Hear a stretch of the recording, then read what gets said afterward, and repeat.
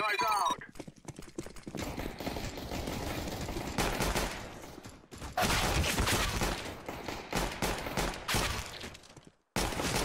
Decoy. That was beast.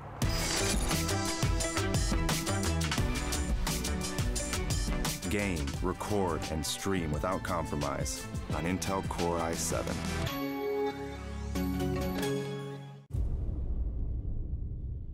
The ESL India Premiership 2018 has 3 seasons: summer, fall, and winter. The summer season takes place from April to June, while the fall season runs from July to September. Finally, the winter season takes place from October to December. Coming to tournament formats, each season is divided into 3 tiers: the professional tier, the Master League; the semi-professional tier, the Challenger Series; the Open tier, the Starter Cups. Moving on to the frequency, every season in the ESL India Premiership 2018 will see 1 Master League, 3 Challenger Series, and 3 Starter Cups. The Masters League now hosts 12 teams and players. Meanwhile, the Challenger Series has 8 contestants and follows a double elimination format. Finally, the Starter Cups are now limited to only 128 participants, so make sure you register for the Premiership now. Once you register for the Starter Cup 1, you'll have to fight your way to the top. At the end of the phase, you will get promoted to the Challenger Series 1. You should try and maintain your position in the Challenger Series 1, 2, and 3. But this is no easy task. At the end of every phase, the bottom 2 contestants are dropped out. They are replaced by the top teams from the Starter Cups. Those who succeed in the Challenger Series are rewarded with promotion to the Master League. The top 4 teams will proceed to play in the next season's Masters League. Meanwhile, the Master League runs uninterrupted until the end of the season. The 12 champions will constantly try to establish their dominance over the others. But at the end of a season, the bottom 4 teams are relegated to the Challenger Series, while the top 4 play at the land finale for the top prize. ESL India Premiership 2018 begins in April. The registrations are on, so make sure you sign up now.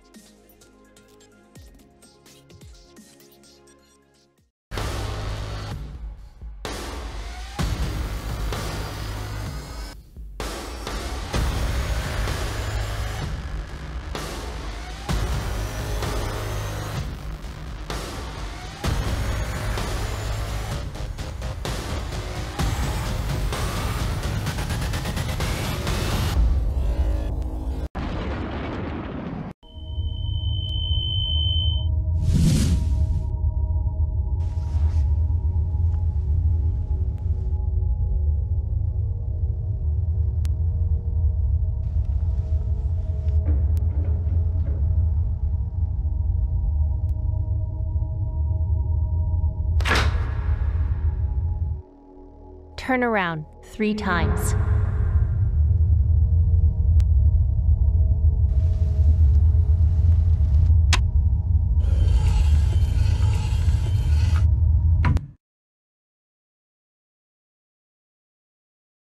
Start shooting.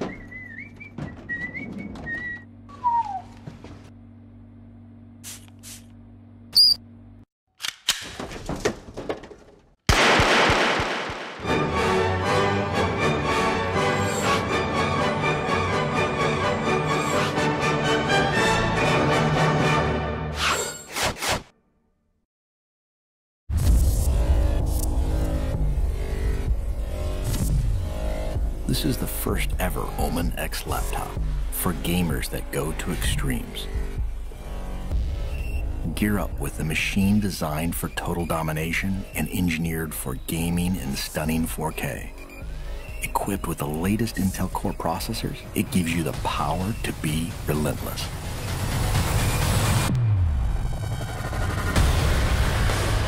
With a 17.3-inch diagonal screen and desktop-class graphics, you get maximum performance to be victorious anywhere.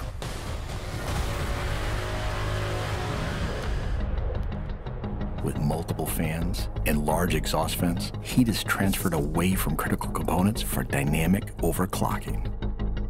Ramp up boot times, game loading, and overall system responsiveness with optional RAID 0 SSD configurability. An RGB LED backlit mechanical keyboard lets you program each individually lit key to create customized key maps that switch seamlessly between games. With 2.5mm travel and in-key rollover, you can take out your competition with more accuracy and precision. Designed for extreme immersion, DTS Headphone X technology comes built in for surround sound experience that puts you right in the middle of the action. With the addition of a VR headset, gamers can step inside a completely immersive world for an elevated gaming experience. Single-panel access to key components makes serviceability and upgrading easy, so you won't be sidelined or held back on your road to supremacy. It has a brushed aluminum finish on an armor-like chassis. A jet fighter-like construction with hidden lift hinges ensures you're always at the ready. And with striking lighting effects and see-through window to components, others will know too. Unleash your fiercest gameplay anywhere with the extreme performance of the new Omen X laptop.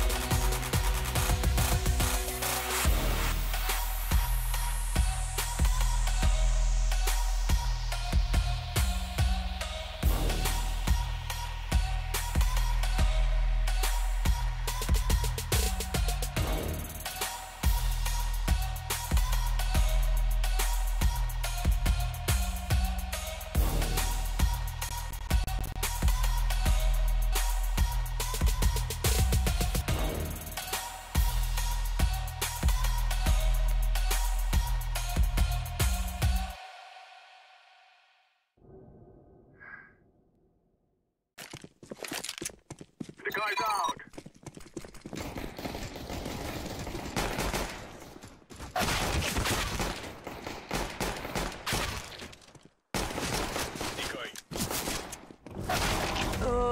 That was beast.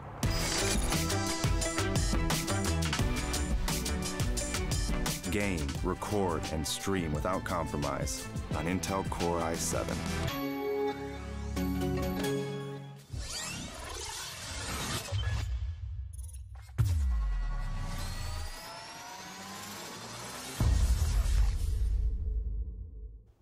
Welcome back to the ESL India Premiership. This is day 13. It's the summer season going on right now, and this is the Masters League. I'm your host, Aditya, and joining me is the lovely Angela. Hi, how are you? I am good. How about you? I'm doing fine. A long day of games going to be coming up today. Yeah, we have Clash Royale first, and after that, we have some great Counter-Strike action, and then we'll close the day with Dota 2. But yeah, the first game is Clash Royale, and that's going to be Jimit versus Saif, if I'm correct. Yes. Yes, so it's going to be Jimit versus Saif. And yeah, let's take a look at Jimit.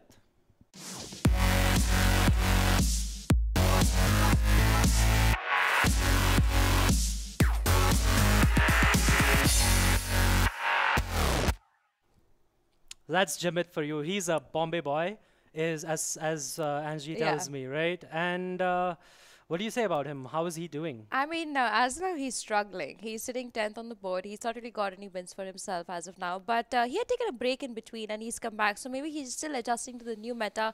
We have seen this player at multiple ESL LAN events. So it's not like, you know, he's not a good contender. He's one of the top contenders in this event. I've also noticed that when he tries to play out of the box, it kind of fares pretty well for him in the games, yeah. Nice. I hope he's forced to play out of the box by his opponent, Saif, who we can take a look at now.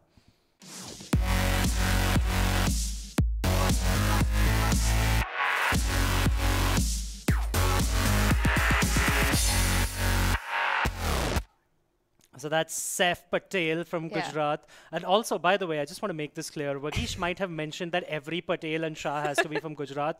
No, that's not true. I'm from Bombay, born and brought up, everything. Bombay, pure of heart. South Bombay, pure of heart as well. So hence the South Bombay jokes that Vagish keeps making. But yes, about Saif, what about him? Well, he's from Bharuch, Gujarat, like you mentioned. Most of the Patels belong from there. But we talk about Mamba also in general. He's from Surat though, not He's from Bharuch, Surat, but part of Gujarat. Part of Gujarat. Well, you're Christian and you're from I'm Gujarat. from Gujarat, yeah. So you don't have to say that's the case. That's yeah, absolutely. But talking about this player in general, he as of now sits 5th on the leaderboard. I mean, I love this player. He has about 2 wins. He's taken 1 loss, but his 2 wins has been against a player who is a top contender. He's been the winner of the summer and the fall season of the ESL India Premiership, and I'm talking of none other than Arpan. Yeah, so I think we should, before this, could we bring up the leaderboard really quickly so we could actually look at that and see how we're faring, because we are sort of 16 days in, right? Today is the 16th day. So a lot of matches have already happened. And of course, the first 7 days were also double games for everyone. So yeah, I mean, as you can see, Arpan, like after his win yesterday, still sitting pretty right at the top, but he has lost a game. Do you know who that is against? That is against Saif.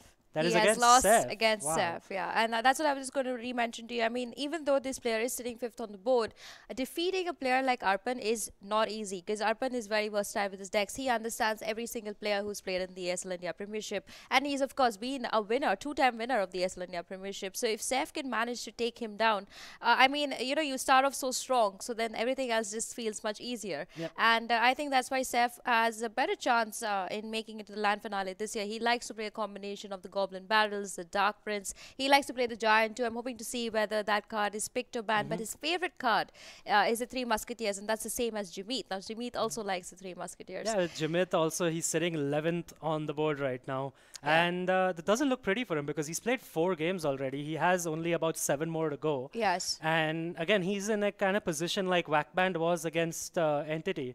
So maybe today they can he can put up a fight like how Wackband did yesterday. May a good omen be with him. Yes, indeed. We could now probably look at what you were talking more about the players, right? Yeah. So maybe their stats is something we could bring up right now. So there we go.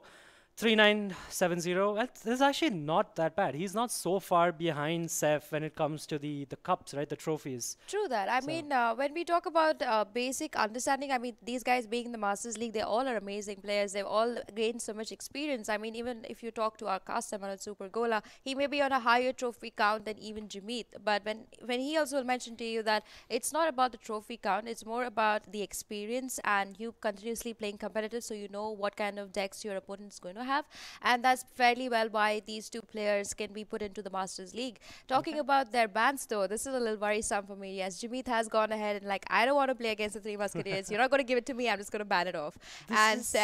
This is like the standard ban nowadays. I mean, I'm very surprised. Like, I think it was yesterday's game or day before's game where we did not see the Three Musketeers ban. True. I think it's always banned. It's and the other one by Saif is a giant. Is a giant, and this is one of Jimit's favorite cards if he's not given the Three Musketeers. So Saif has done his homework on this player, and he knows that if he doesn't get the giant, what he's going to work with. But to that, I have done my own research on both these players, and I've kind of figured out that Jimit loves to play the kind of cards which really don't involve a certain card reaching a tower, but just destroying the tower wherever it is without having to really reach there. Now, I talk about cards like the Graveyard, the Goblin Barrel, the Poison, the Rocket. He likes to play things where he really doesn't need to get into a fight. He just has to, make sure that if Saif is bringing in traffic towards him, I'm going to defend that, but that's my defense is not to really reach the tower. I have other plans to just get your tower down without even having to attack you properly. Okay. So if Jimit follows the thing that he's been working with, and he's taken about 2 games for himself in the previous matchup with that kind of combination, I could see Jimit taking this game. But if Saif does his I would say his naughty cards, he's got the Battle Ram, he's got the Dark Prince, he's got the Goblin Gang. If he kind of goes with that meta, I think Saif could save this whole game into his bag, Nice. It is nice to see you so invested in this game. It's so passionate about Clash Royale. Yeah, it is nice. But the game is ready now, so we are going to move into the game. Our caster is Gotham Workaholic Work, who, by the way, has copied my hairstyle. Really? You haven't seen him yet today. He just walked in after all his meetings. All right. And he has copied my hairstyle. He went for more than just a meeting then. Yes. So, but anyway, without any further delay, why don't we go to the game?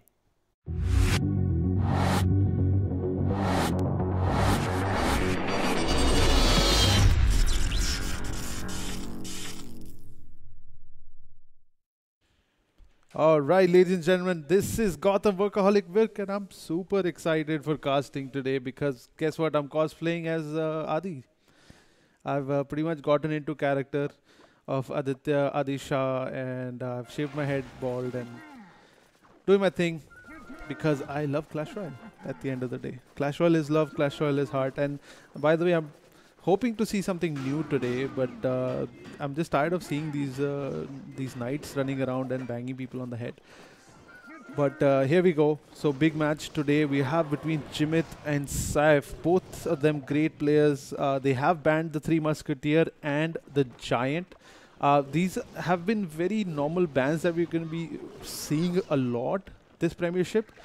This is the meta that is currently happening, so that's the reason why you see plenty of these bans. And I am a big fan of Musketeers, and I don't get to see them very often, so makes me sad. I'm a sad boy because of that.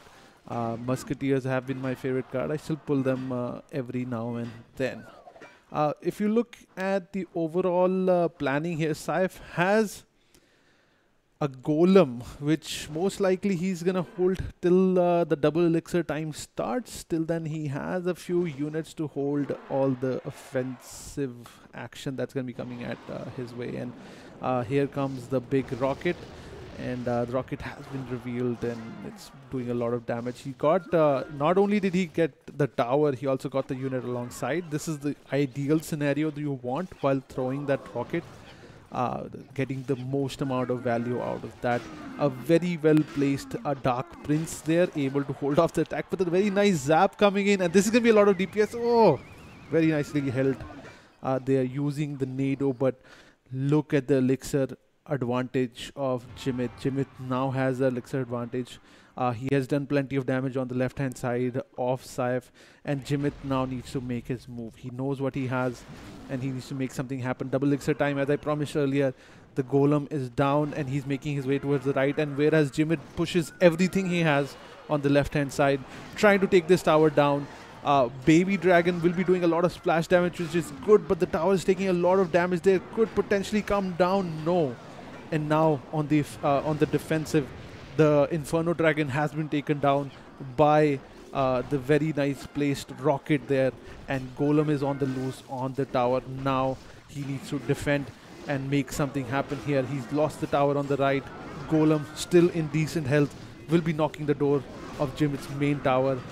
Jimit trying to make some counterplay happen there, but the counterplay global offensive is not happening, and he might end up losing this game. Very few seconds left on the clock there, and the tower still alive at 1200 health, 1300 health on the other side. Fairly close match. I think Jimit has no defense left on the bottom left, and he's actually going to lose this game. This is game 1 of this best of 5, and I'm out of breath.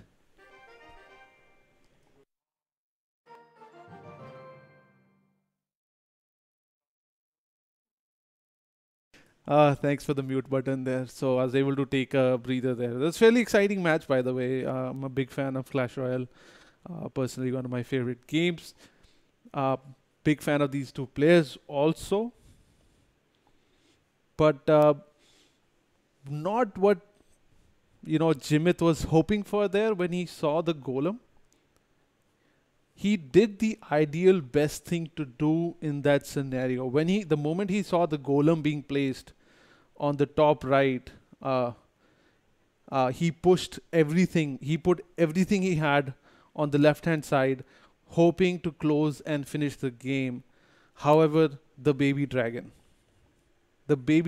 single-handedly stopped that push and the Nado also. So that combo of being able to bunch these units together and do a lot of AoE damage altogether, it's just absolutely, it destroyed that push on the left-hand side. And guess what?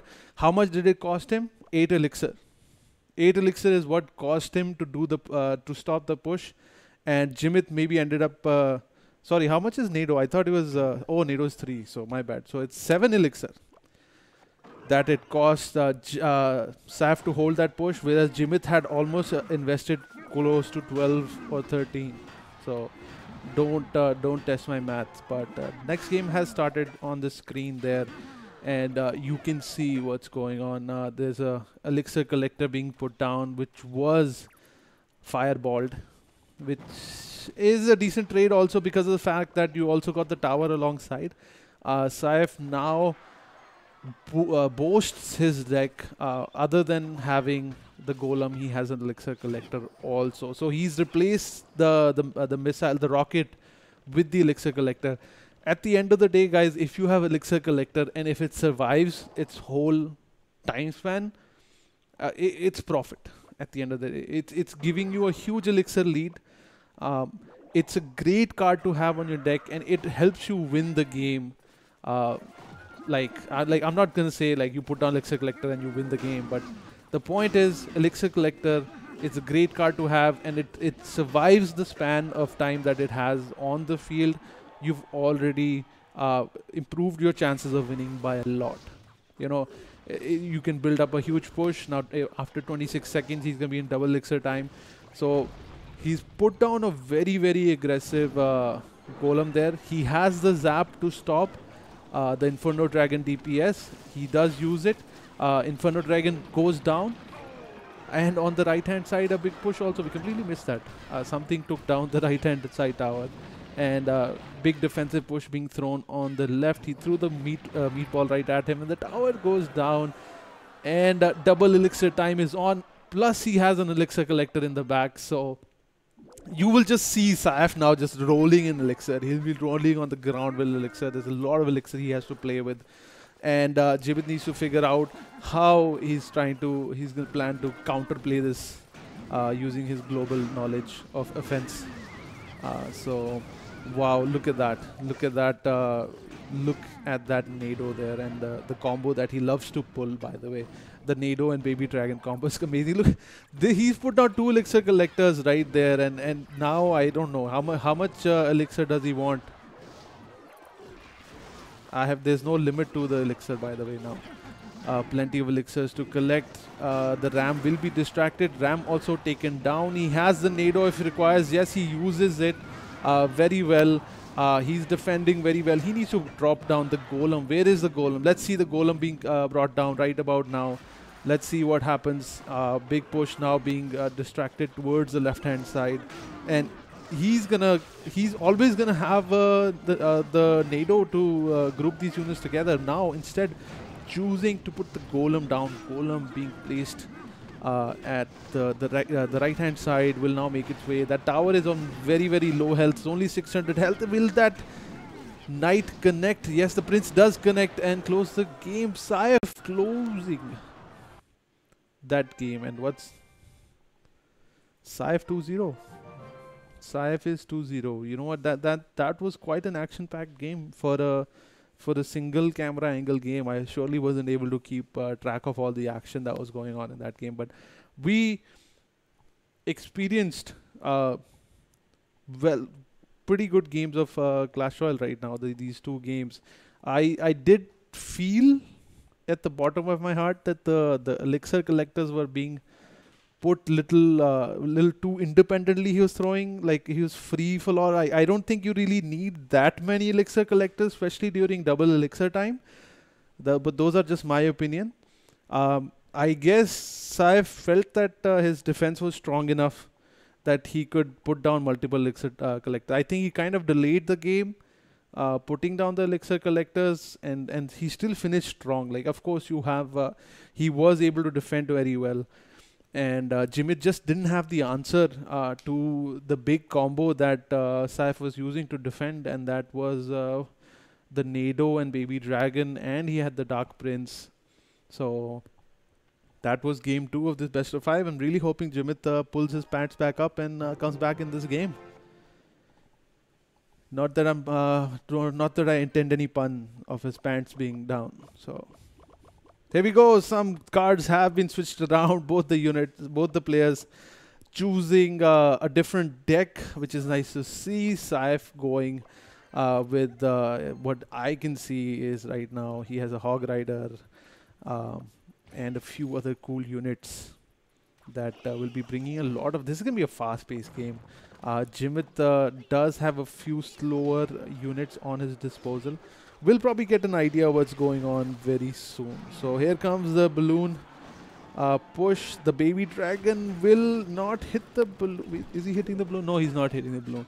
Balloon makes it through, gets one hit, will get another hit down. Also, this balloon is ravaging the base of Saif. Absolutely destroys the tower there. A big counter push coming in, but will not be able to get much done there. So great play, by the way, from Jimit. A great start to this game. Will take minor damage.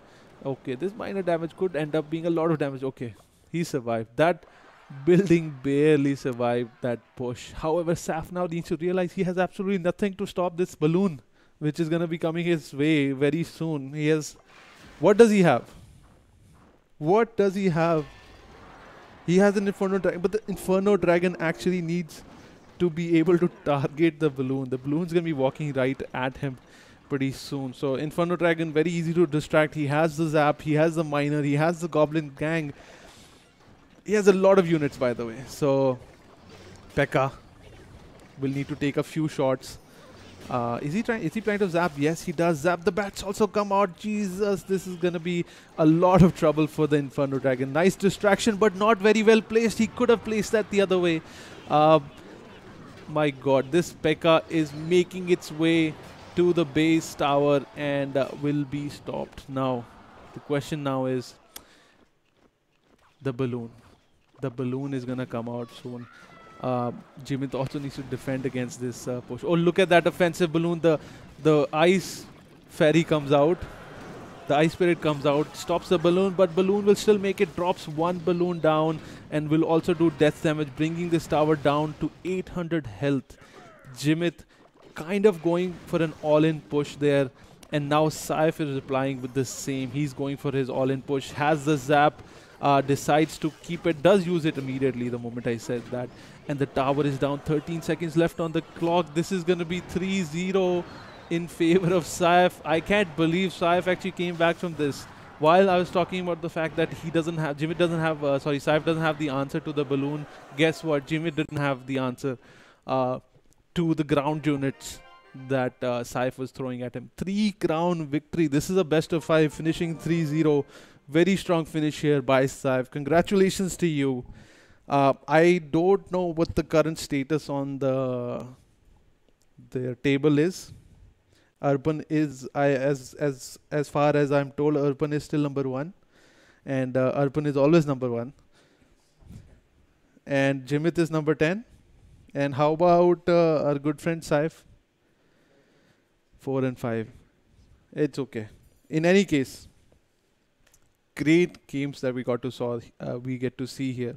By the way, we saw how in the face of such terror of a balloon, like a friendly balloon coming at you, throwing bombs at you, Saif was able to kind of hold his own and get the 3 crown victory there. So that was quick. 3-0, man. I'm a little disappointed that Jimit was not able to perform. However, it's 3-0 is a 3-0, man. This is a best of 5. We can't go any way forward. So this is the ESL India Premiership, powered by Omen by HP, HyperX, Intel, Red Bull, and organized by Nodwin Gaming. Good folks at Nodwin Gaming doing a great job here, by the way. I'm proud of the production team. Even though we are missing a key member here who's decided to get up and get married all of a sudden. Like, who gets married all of a sudden? Like, what is this? Who told him like he can get married? And Adi's getting married now also. Like, what's people and Angie's like? What's going on? Like, Gola is getting married now. Now this guy will say I want to get married, and that guy will say like, why? Anyways, back to the desk here. Adi and Angela, please help me out. Thank you so much, guys. That's Gautam Workaholic Virk signing out, guys. Take care. Goodbye.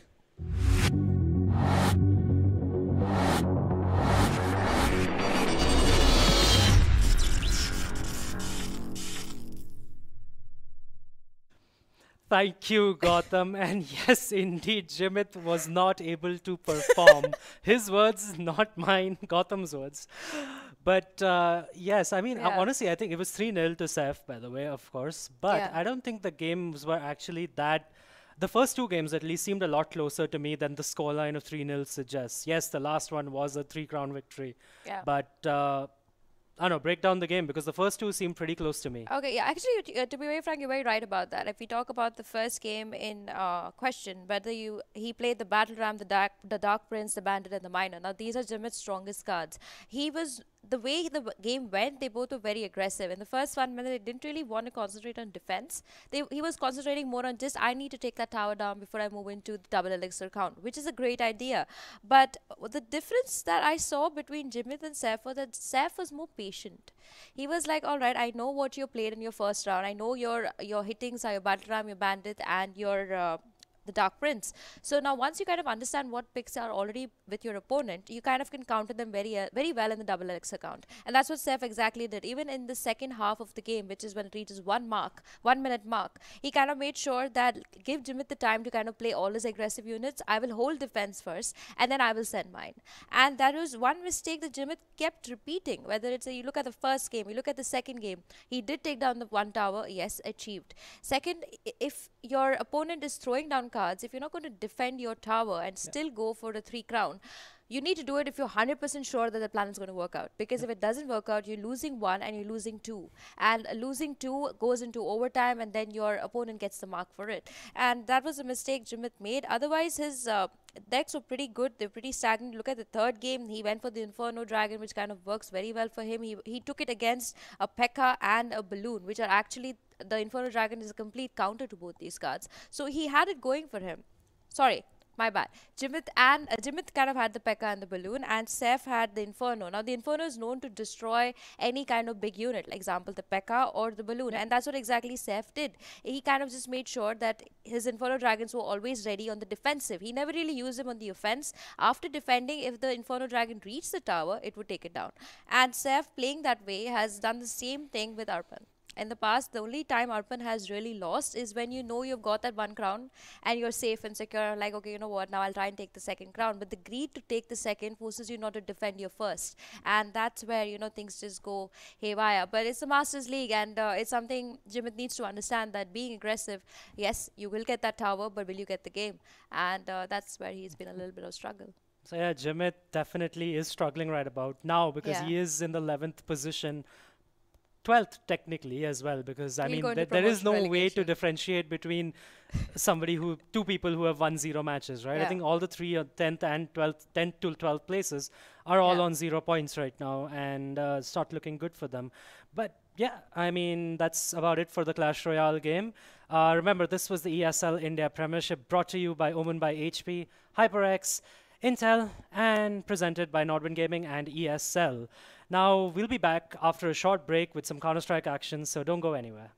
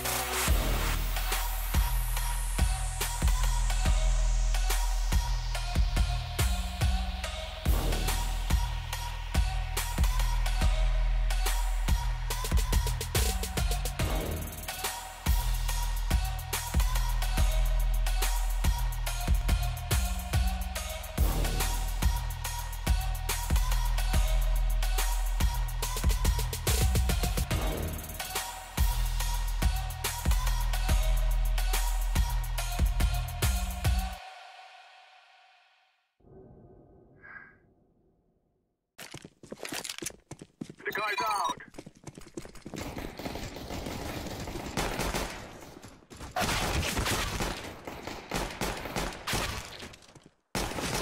Decoy. That was beast.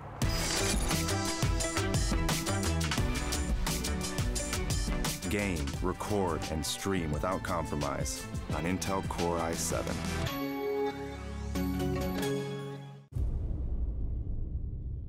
The ESL India Premiership 2018 has 3 seasons: summer, fall, and winter. The summer season takes place from April to June, while the fall season runs from July to September. Finally, the winter season takes place from October to December. Coming to tournament formats, each season is divided into 3 tiers: the professional tier, the Master League; the semi-professional tier, the Challenger Series; the Open tier, the Starter Cups. Moving on to the frequency, every season in the ESL India Premiership 2018 will see 1 Master League, 3 Challenger Series, and 3 Starter Cups. The Masters League now hosts 12 teams and players. Meanwhile, the Challenger Series has 8 contestants and follows a double elimination format. Finally, the Starter Cups are now limited to only 128 participants, so make sure you register for the Premiership now. Once you register for the Starter Cup 1, you'll have to fight your way to the top. At the end of the phase, you will get promoted to the Challenger Series 1. You should try and maintain your position in the Challenger Series 1, 2 and 3. But this is no easy task. At the end of every phase, the bottom 2 contestants are dropped out. They are replaced by the top teams from the Starter Cups. Those who succeed in the Challenger Series are rewarded with promotion to the Master League. The top 4 teams will proceed to play in the next season's Masters League. Meanwhile, the Master League runs uninterrupted until the end of the season. The 12 champions will constantly try to establish their dominance over the others. But at the end of a season, the bottom 4 teams are relegated to the Challenger Series, while the top 4 play at the Land Finale for the top prize. ESL India Premiership 2018 begins in April. The registrations are on, so make sure you sign up now.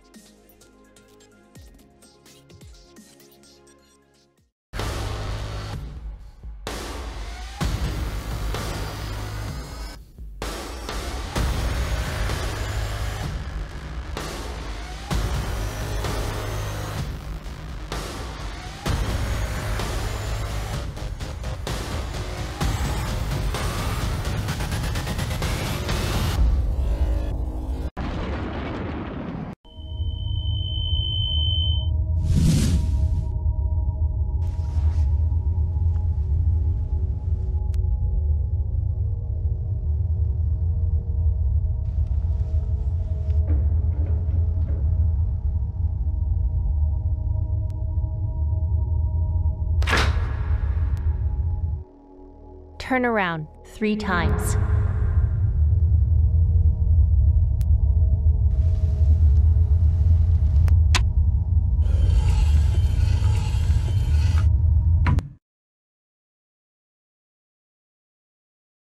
Start shooting.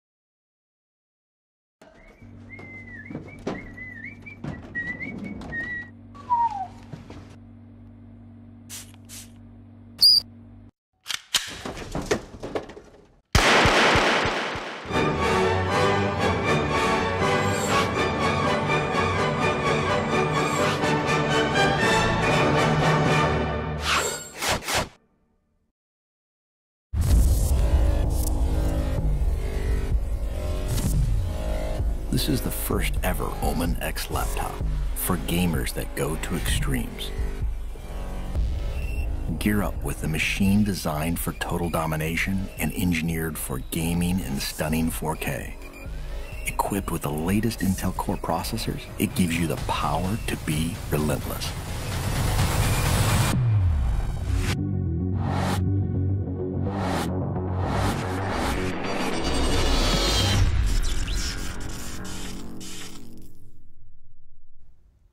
Good evening, everybody. Welcome back to the ESL India Premiership Master League Summer Season. I'm your host, Angela, and I'm joined by Adi. How are you doing today? I am doing well. Clash Royale was fun. Yes. But now it's time for some Now it's time for your big game, yes. Counter-Strike Global Offensive. We have two great teams playing today, so let's see who the first team is. ATA Gaming, let's have faces for you.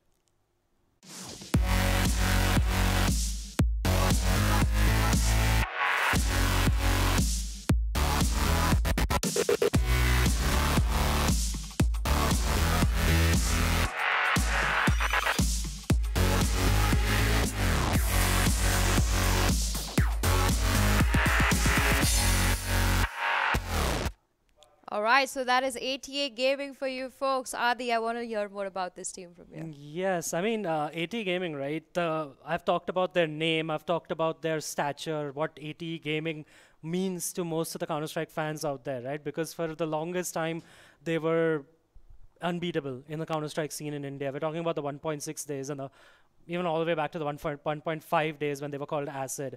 And I was a bit disappointed with ATA because they were not living up to that name, but finally in the last game, I mean, okay, let's be fair to them as well. They have had, no pun intended, a brutal start to the campaign as well, because they are a new team as well, and their first game was against Malhar, which is Eternal. Their next game was against Invictus, again ex-Entity. Then their next game was against Brutality, and then they had to play Too Easy.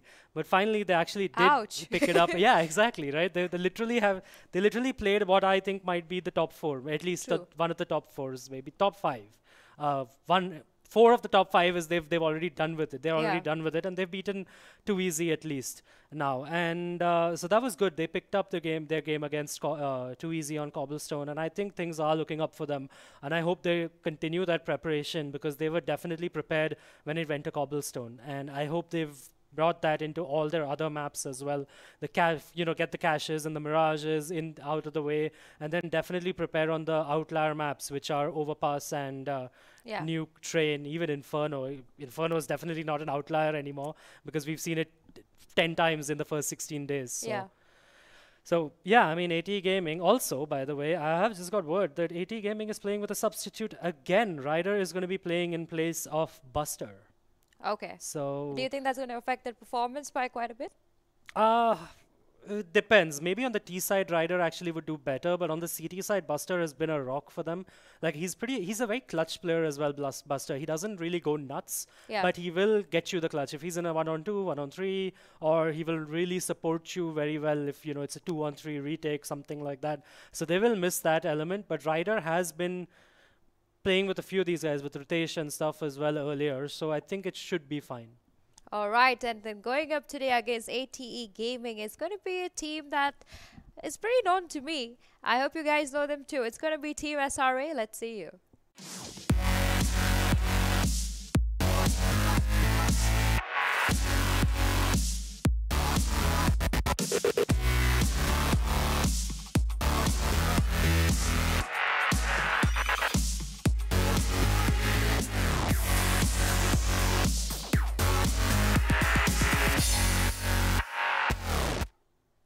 All right, and it's Team SRA for you folks. Adi, you've seen this team play before. What are your thoughts about them? The SRA has actually started pretty decently in the Masters League, right? They started with actually a 3-0 scoreline, beating Wackband 16-13 on Inferno, beating War on Mirage 16-11, and then Intensity Pune 5 16-12. But since then, they've been on a bit of a bad streak as such, because they've lost to Portal Esports on Inferno, and they've also lost to Invictus on Inferno again. So I'm pretty sure they're going to avoid Inferno at this point, because it's not going very well for them. And this is also now another big test for SRA, because they are playing against a revitalized AT, let's say again, because they're just coming off the back of a victory against Too Easy, right? So they're going to be, the tails are going to be up, they're going to be full of confidence. So it's going to be a tough ask for Wargaming to do something in this. Okay, so talking about these two teams, we could also see where they're standing as of now on the board, and then make out how far they have to climb up to make it to the LAN finale. Yeah, if we could get the standings table up. There All it right. is. Invictus top, huh? It's actually not a surprise. Brutality is up there as well, unbeaten. And The SRA is actually sitting in 4th, by the way. Okay, so that's pretty good. Yeah, I mean, that's actually the surprise they for me. They play the max amount of games too, I think, apart from War and Backband. Yeah, that's actually a bit of a surprise. And AT Gaming, again, like I said, they've had a rough start. They are down on the 10th position, but it's not... Again, like I said, it's been a very difficult start for them. They've already played 4 of the 5 best teams in the Masters League, according to me. So for them, from now on, it should be smooth sailing. Yeah. Like I honestly, I really hope AT Gaming ends up with, you know, all the rest of their games being victories. Maybe a 7-3 or at least a 7-4, if not a 8-3 score line towards the end, like a wins to losses ratio towards the end of the league. And obviously a lot of the other teams still have to play a lot of their games, like right in the middle of the table, right? Entity's barely played three games. Too easy again, just 3 games. They're both sitting, and they're, by the way, 5th and 6th position. And I actually think that Entity and Too Easy are going to still end up in the top 2 spot, because they still have to play Invictus, they still have to play Brutality, a lot of games line up, things like that. I think they will still come up in the leaderboard. But yeah, I mean, right now it's 4th place versus 10th, and you wouldn't have thought it, right? Like if you ever said to anyone that AT Gaming is sitting on the 10th position, they wouldn't believe it. Yeah, they'd be like, are the roles reversed right now? Shouldn't SRA be 10th? But like I said, SRA had a relatively easier start, while AT has had a very rough start. All right. But yeah, I mean, I think we should just get into the veto and see how this is going. And you mentioned that SRA got to be careful not to go on that inferno. So let's see what the veto has in store for us. It's already done and ready. And Cash, Inferno, and Overpass banned by AT, Cobblestone Train and Nuke banned by SRA. I'm actually very surprised that AT pushed this towards Nuke and Mirage at the end. That shows that shows 2 things. Either they were really confident that SRA was not going to pick Nuke, or they were really confident on Nuke, which would be a surprise to me as well, because I haven't seen AT practice on Nuke at all. But I could be wrong, of course, because I do not really have the time anymore to follow up with all the teams. True. So I mean, it's Mirage. It's we haven't seen Mirage that much, by the way, in this league. In fact, I'm just gonna quickly pull up my stats on the maps. Right, we've seen Mirage only 4 times as of now. So this will be the 5th time we see Mirage in the Masters League in this season, and I think the map suits AT Gaming. Yeah. Because it leans more towards firepower. And because of that, SRA is not going to be a slouch either, because they have some really good players in their squad as well, especially Guru and Negative, right? And even Macho, to an extent, is a really, really good player. But yeah, I mean, it remains to be seen how it's going to go on Mirage. But I do think we can do that map video, by the way. Definitely. Yep. So with that, since I really don't know Mirage much and it's hardly played in the ESL India Premiership, let's see what the map's all about.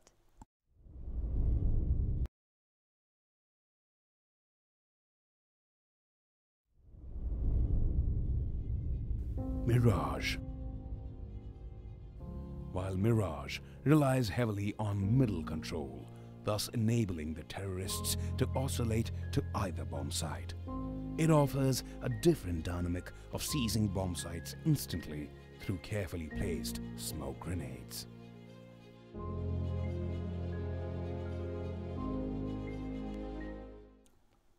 All right, so... Okay, apparently that's to me now. Okay. So well, that was Mirage. Yeah. It was from Vagish.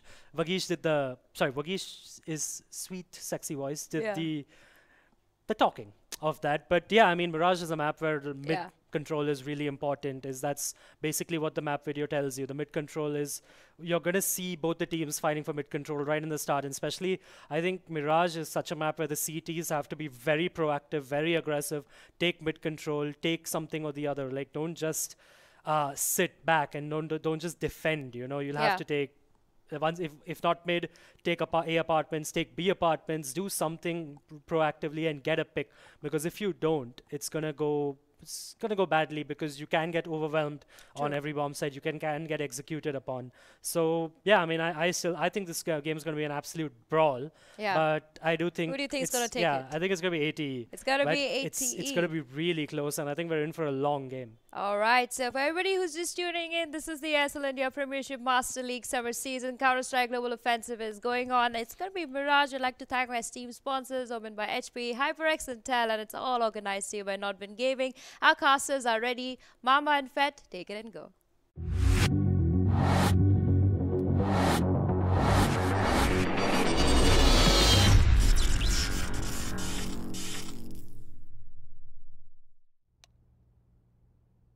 Alrighty, ladies and gentlemen, welcome back to the ESL India Premiership. This is the Masters Division.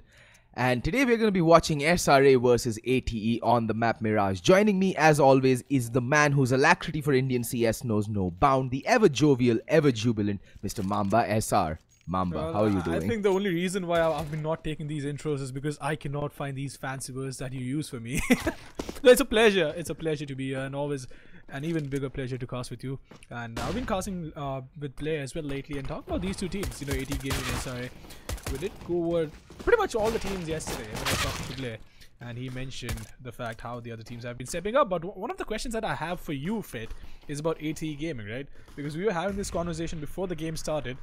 I want to know, with the newer addition that Deathmaker has been to the team, what do you think? How does this team fare out against the other teams in the Masters Division?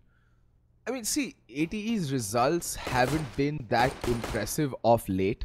I mean, the analysts also touched upon that exact same point, but Ryder landing a nice headshot onto the Guru. The thing is, they came with a lot of promise, but the problem has been that they haven't been able to live up to the hype that was generated around them. Now, ATE has been a legendary gaming in the Indian CSGO scene. The name has been around for a very long time, and those are some really big shoes to fill. I'm guessing it's going to take a little bit more time for these players to gel together and actually start living up to that name that, you know, ATE promises, that the level that ATE has been represented by in the past. It's going to take some time. This is a fairly new squad, and yeah. And as you just saw, SRA just wiping the floor with ATE in that pistol round, but Deathmaker opening things up for the juicy Hwandig. And I mean, the season so far has been all about the anti-eco upsets, and it's just been one team after the other breaking the team that wins the pistol round with the force buys. I'm just hoping the teams figure out how to play the anti-force soon enough, because, you know, it's not par for the course to have such a high loss percentage. And this is not just one team. Guru spots out Ritz, rattles off a few shots, but unable to connect with anything. Ritz deciding better against going for the boost, but still gonna go for it. That nade though, gonna sail in, do a lot of damage, and Guru's ready though. So yeah, as I was saying, teams really need to figure out how to play the anti-force buys, and SRA seem to have a decent idea as to where this hit might be coming. ATE gets some early mid control. Again, as the analyst told you, mid is a very important area in the map, and now they're gonna go in for an all-out B hit. Well, it's gonna be Affleck the waiting down with the MP7, and they do have a smoke to work with, so to speak. It is going to be interesting to see though, because Macho is going to be on the crossfire. This could be a slaughterhouse coming in, and Affleck is going to get taken up by Wraiths. It is going to be Macho getting the first and try and get the second as well. He's going to run out of bullets. It's going to be major though. You know, getting the frag onto it as well. Macho gets taken now by Kappa. It is looking a 2v3 situation in the favor of the terrorist side, and Kappa is going to be surviving. Just pretty much barely surviving on 8 points of health. So a really crucial round for both the teams. Guru is going to be on the backstab, and the C4 has not been planted yet. And it's going to be Hellfire who is going to abort the plant. He's going to get taken down, and so is Guru is going to be coming from behind. Ryder getting the frag, and it's Major getting a 3k and saving the day for Slaughter Rage Army. And you know, we've talked a lot about AT Gaming. Talking about SRA, right? These guys did go to, I think they traveled down to Kolkata along with Sai and put up a decent show as well. I've seen MJR play quite a bit. Afflex has been a little impressive, but not too much. But overall, I've not seen these guys play a lot, right? Except for MJR, who I've seen playing some pugs on So Strong. So I think these guys can give a fight. But the way these guys, the way AT Gaming was looking in the last map, especially with, you know, Deathmaker coming in, this could actually be a close game, because Mirage is a map which has been known to be one of the maps for Rockstars and, you know, for the lesser experienced team. But Deathmaker is going to find that headshot with the deagle onto Guru, and the nade going in is going to do quite a bit of damage to, well, never mind, it's not going to do any damage to anyone. I thought it was Deathmaker who took that nade, but nonetheless, it is going to be Dream waiting down. So yeah, talking about the map, Mirage. It's one of the easier maps to play competitively if you compare it to like a map like Overpass, and you hate Cobblestone, right? Someone even mentioned that. So a map like Overpass or Nuke, I think Mirage is a much more simpler map, because, you know, you don't have bomb sites which are on different levels, right? The rotations are pretty simple. They're not as complicated as Nuke, or I won't even say complicated. It's comparatively simpler, right? Because when you talk about Overpass, two bombs have been stacked on top of each other, but in the meantime, Major is going to find the first and can find the second as well. It is going to be Ritz who's going to go down Dream, get the headshot onto it. and will have the infinite to work. He's going to throw in a nade, which is not really going to do a lot of damage, right? It's 28 points of well, and MJ again getting one more frag, and Dream is being a little too optimistic. And Afflex is going to be behind him, giving him the cover, and Rada is going to go down as well. And talking about Ryder, he has been one of the newer additions as well, I think. No, he was the sub. And Ritz was pretty upset in the last game when we mentioned that Ritz has been benched, but he was just on a trip, Fed. Yeah. I think he'd just come back from a holiday in Thailand or Bangkok, one of the two, I'm not really sure. But he did feature in that game. He did step in for one of the players who timed out as a sub, and had a pretty good impact against 2EZ Gaming. Now Cobblestone, I hate that map, I'll just be honest. I really don't like it. I think it has no business being in the active duty anymore. But I don't think that it's gonna get taken out of the active duty map pool anytime soon. That being said, yes, as you mentioned, Mirage is relatively easier to play. And now the reason that is not because it's a simple map or a simplistic design. It's because it's been around for so long, the teams know exactly what to do, and it does favor the pug style of play a little bit more. Dream needs to be careful, and as I say that, he gets executed by Deathmaker, gangland style, just shot in the back of the head. Now it's Major towards the A bomb site. Macho does find Ritz, but the A bomb site is gonna hinge on Major, and Ryder is just gonna come around and scalp him. This is the first gun round for ATE, and it's going rather well until a Flex opens up that spray down, but unable to land the long range spray. And there's Hellfighter with the final kill. Macho bites the dust, and ATE put their first round on the board. And they do so by keeping 3 players alive, which is crucial because they can start building their economy from this point onwards. SRA, owing to the fact that those first 2 rounds came, the first 2 buy rounds for them came so close, they lost, I think, 3 players each time. Gonna be a bit dicey to string a buy together. We may be looking at an eco, and the Guru and Dream are in the double eco territory. So this is gonna get very dicey for SRA. Let's see how they answer. Yeah, they wanted to call in a timeout. I think they are forgetting about the fact that they could just stop the round and call in a timeout again. But nonetheless, we are going to see a timeout coming in the next round. I think one of the players has some sort of an issue. They're just sitting out 2 as a base. So I'm still surprised that they're not calling in dot stop. But nonetheless, looking at the amount of information that the CTs have towards the B bomb side, right, it's going to be crucial for the terror side to get those frags coming in towards the bomb side. Ryder, look at that. He's in such a good position right now. Dream is being a little aggressive. Macho is going to get spotted. Is going to get taken on as well. And Affleck's not in a position to get the trade. And Ryder is going to get caught all got his pants down. Is going to get destroyed by Affleck's P2K and Rates going around the corner. Is it going to take spot? What is even happening? Dream is going to run to walk right past him. Is going to get taken down. So unfortunate. Rates making his way towards A bomb side. Is going to get a 3K. Something we've not seen him do since a very long time. But nonetheless, commendable coming in from Ritz, and Dream making a mistake, allowing him to just walk right past him. And Affleck being volleyed off in a 1v3 situation has to pull this off to try and get around. Because Ritz is going to get taken down as well. He's going to be on the reload. Now reload syndrome. He was in a really bad spot to reload that one, by the way. And then also is going to go, which is going to flash out Hellfighter. And that is exactly what's going to happen. Hellfighter being spotted is going to find the frag onto Affleck, and that is going to be the second round coming up for AT Gaming. Well, unfortunate there for a Flex. That aim punch really hit him hard. His aim just went sky high there. And ATE, now this is where they have to decide. So not ATE, SRA. This is where they decide whether they go for the force, because 3 players can buy up, and the Guru and Dream, Dream can go for the armor ump and take it from there. Guru will have to settle with the armor pistol.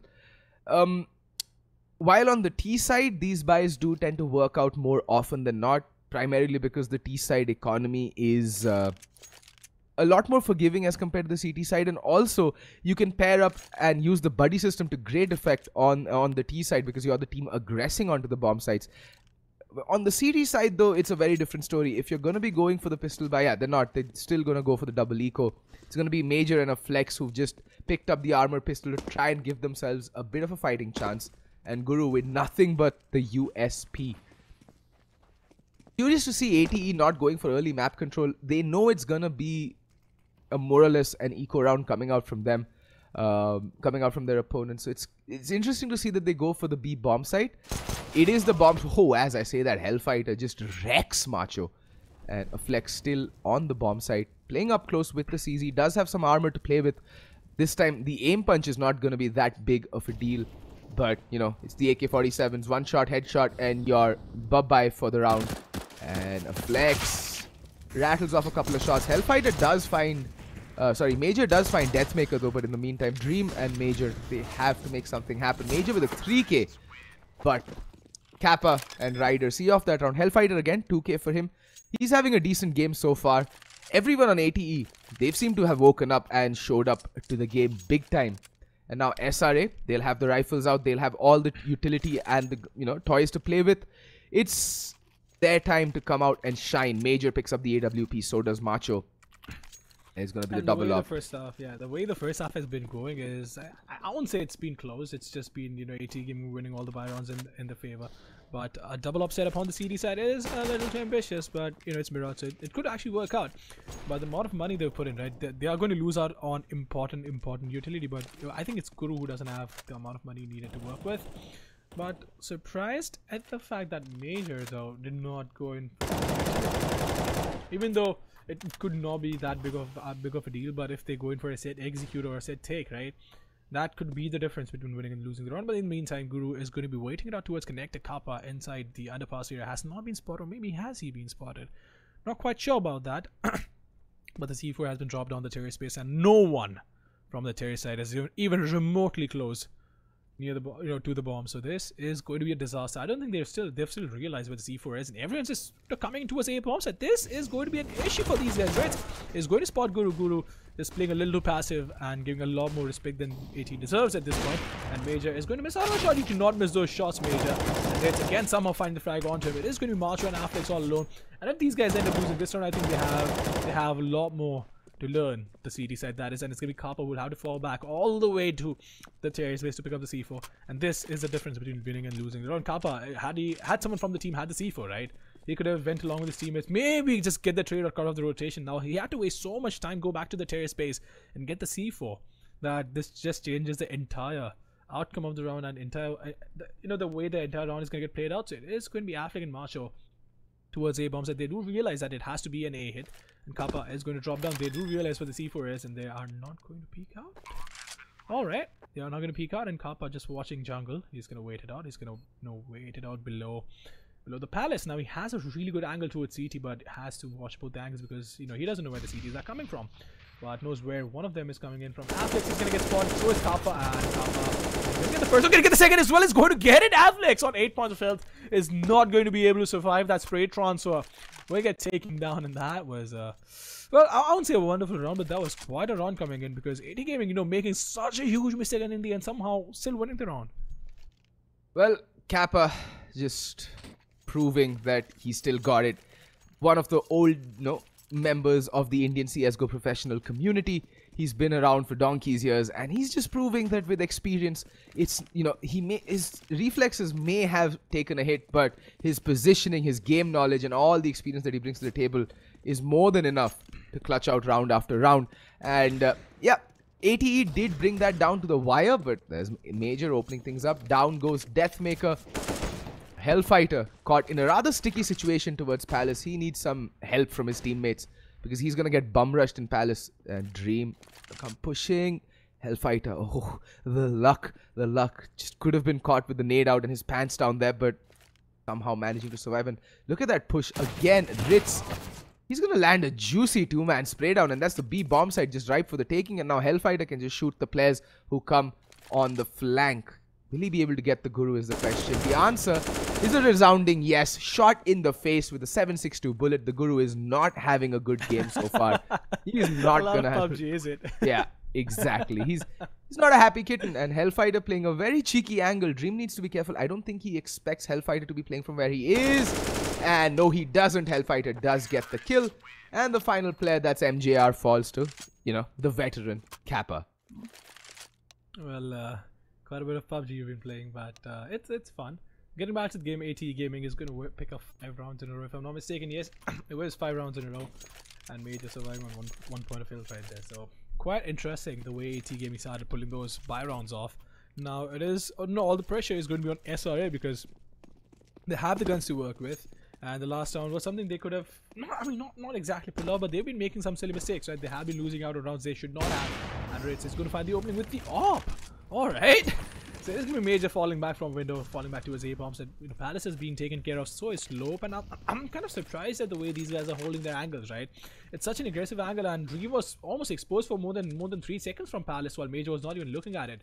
So questionable crossfires coming in from both the teams, but Halflex is going to abuse that edge on the smoke. Deathmaker is going to get taken down, and this is where experience comes in. Deathmaker being a little sneaky, trusting his aim, but Kappa is going to get the headshot onto Dream.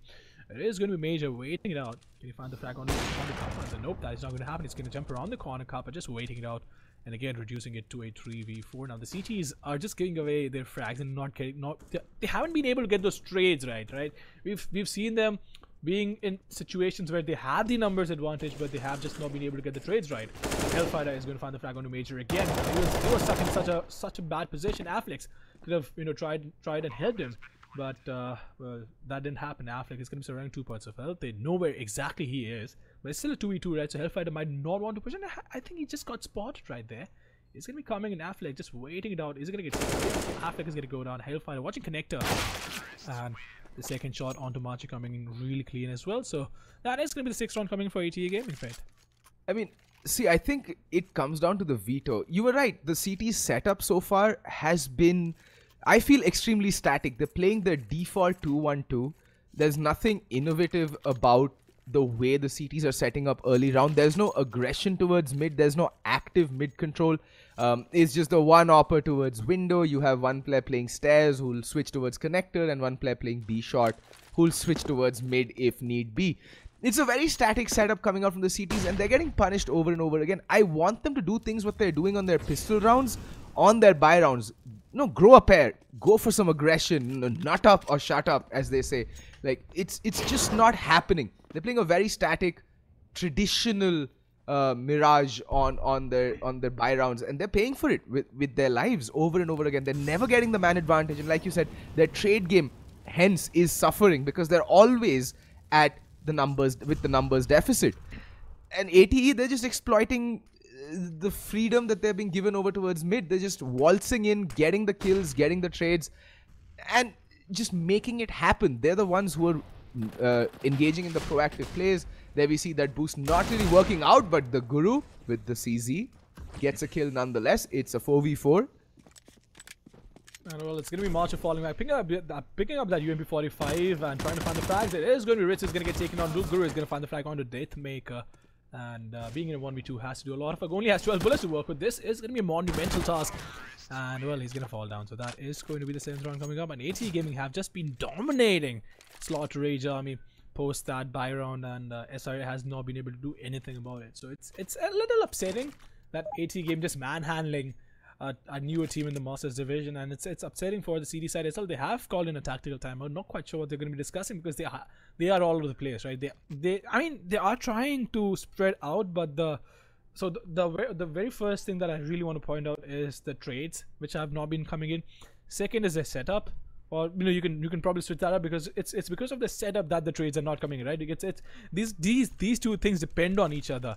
If you don't have your setup right, the trades are not going to come in. Because for example, right, we had one guy, I think it was 2 or 3 rounds back, one guy was inside window watching connector, and someone said one of the players still actually sneaked in towards connector, and the opper got taken down onto stairs, and there was nobody to back him up, and that is exactly what happened. So the setup from these guys have not been good. They've just been lackluster, so to speak. I mean, I'm just trying to use a better word, right? Because in plain words, it's been terrible. I don't want to say that. It's just I think it's a little harsh for them because they don't have that experience. But again, you're in the Masters division. It's a pool full of sharks, right? So you have to be sharp. You have to be on point, and your game, at least it's even if not your aim, your game sense has to be on point. Look at Kappa, right? He has been around for such a long time. It's his experience as well coming in. I think one of the players just timed out. It is going to be March who timed out, and overall, yeah, I think that is one of the bigger problems with Slaughter Rage Army. Yeah, and also, I think that the veto overall favors ATE's playstyle. As I mentioned, the 5 players on ATE, they're a new unit. They haven't been around for the longest time. So they're also figuring out their team dynamics and, how to work better as a unit. So Mirage actually favors into their more loose playstyle. Mirage is a pug-style map. It does favor aim. Because at the end of the day, there's only so many strats or executes you can do on Mirage. It's a played out map. It's been around since the beginning of Counter-Strike Global Offensive. So allowing Mirage to come through, I think, was a mistake. SRA would have done way better had they, I think this is not just an indictment for SRA or ATE or anything of that sort. If you're a professional gamer in India and have a professional team, I suggest you work on maps like Overpass, maps like, Train, for instance, or Inferno. Everyone's playing Inferno more or less, it's crazy popular this season at least. But never seen a Train map and only seen Overpass thrice thus far. And we're quite a fair ways into the first season of the Masters League. So working on a map like Train or Overpass or even Nuke. Nuke is a bit of a toss-up because it's the permaban for almost every team out there. So I don't know if you should waste your time on a map like Nuke. But playing a map which requires more teamwork, which focuses more on strategy, executes, and just something a bit deeper than your standard trade game and god tier aim, will suit teams a lot better while facing off against more seasoned opponents who are forming new teams. Because I've noticed the old guard have this habit of breaking up teams and forming their own new lineups every other day. I forgot the word though. I've fallen prey to that. Yeah. Remember the Simplex days, yeah.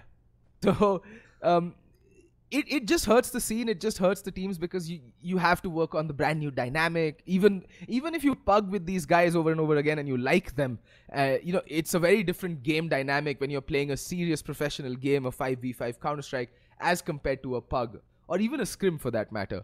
So I would suggest teams actually start working on maps like Train and Overpass to just have that in their arsenal to try and force that against teams of ATE's nature. Because they're a pug team. They relish an aim duel. They love taking fights, and a map like Mirage or a Cache really plays into their playstyle. You're putting the ball in their court. That should never happen. The ball must always remain in your court so that you can whack it about as you please and dictate the terms and the pace of the game to your opponent, and not vice versa. And other than that, I think I'll just go a little off topic, but talking about the newer teams, right? For someone who has been trying to learn the basics of Counter-Strike, or maybe as a team you're trying to get the basics of Counter-Strike down like to the book, to the dot, I think just watch Too Easy, right? Just watch them play. Don't try to copy the playstyle, right? Just try and understand why were these decisions made by the team as a whole, or if two players are playing a certain bomb site, why are they making these decisions? Or if there are two people trying to break into a bomb site, if they're playing the buddy system or not, if they're trying to break into a bomb site, just try and figure out why were these decisions taken, and you learn the basics of Counter-Strike in a week. No, I'm not even kidding, because the way these guys play, right, Too Easy, they don't go for flashy plays, even though they're more than capable of it. Right? Look at Tito, look at Drex. We have Poke as well, who has been stepping up, and we have someone as experienced as Shinchan.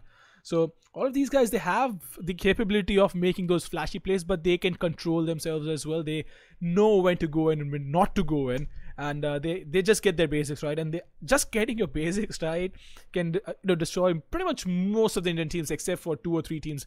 For example, a team like Entity Gaming will take you down if you only have your basics and not something else to add on to that. And I think a team like Malhar as well, because it's literally quite, I think it's just Eternal. But other than that, I think the other one would be Invictus. So other than these 3 teams, I think they should it should get you through all the other teams. But getting your basics right is something that's really important. And if I was going to talk to SRA post the game, I'd just tell them, go down there, watch your demo, try and figure out what you did wrong. If you cannot figure out what you did wrong, go watch Too Easy play, and then go back and watch your demo again. Yeah, that is very important. Having your basics down is never a bad thing, and Too Easy just took the scene by storm because of their strong basics the last season around. Just pure trades. And Adi and I brought this point up multiple times, both while casting and analyzing them, that it's because of their exceptionally strong trade game that they've been able to post the results that they did last season. But it all comes down to evolution and the journey. And Too Easy haven't had that easy of a good of a time this year around, because of the fact that they're still relying heavily on their trade game, and teams have caught on to that fact, and they've started to counter just that, and are exploiting Too Easy's heavy reliance on the trade. Anyway, we're live with the game. All 10 players are back in the server.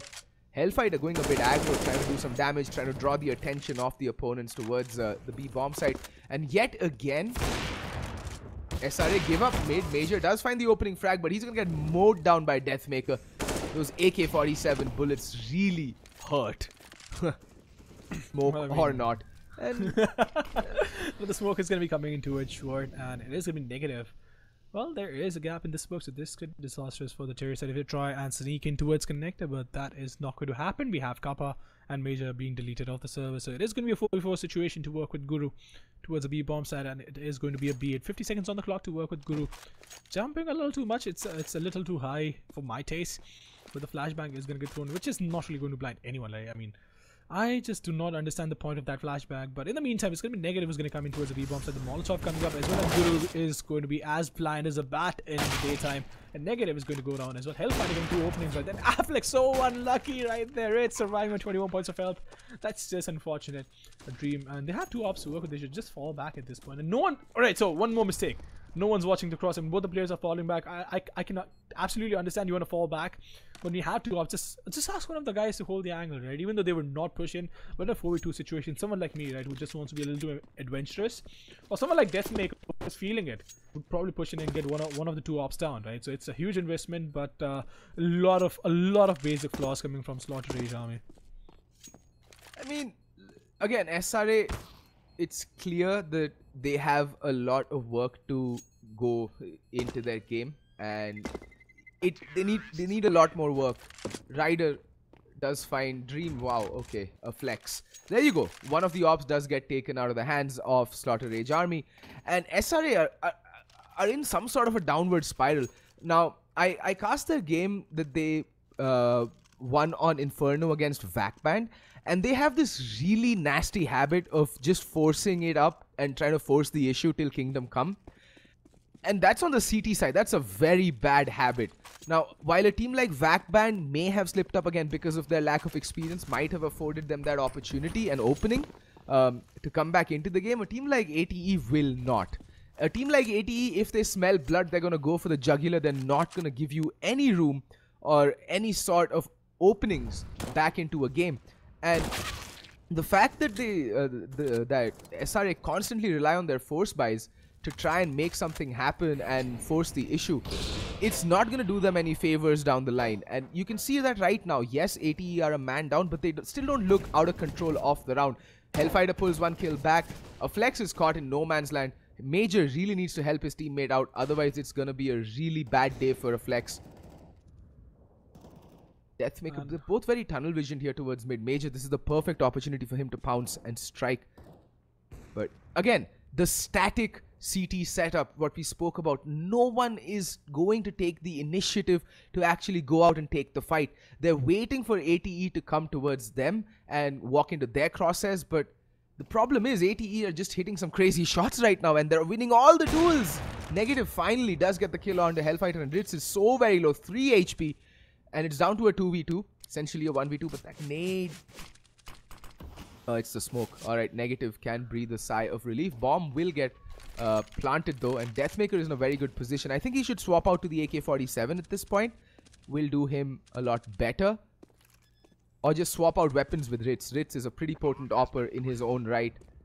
And Deathmaker, he's going to make his way in towards Connector. It is planted for him, and I like the post plant coming in from Ritz. ATE... they have good post plants. SRA, they're wasting a bit too much time trying to ascertain which angles to, peek out marking. In the meantime, they don't have a kit, and the bomb timer is ticking away. And well, it's gonna be Negative. who's gonna get spotted. Deathmaker trying to find the frag. Is gonna be able to connect the shot with the arm. And Guru, well, he realizes he doesn't have a kit. Does not have enough time to work with either, so he's just gonna fall back.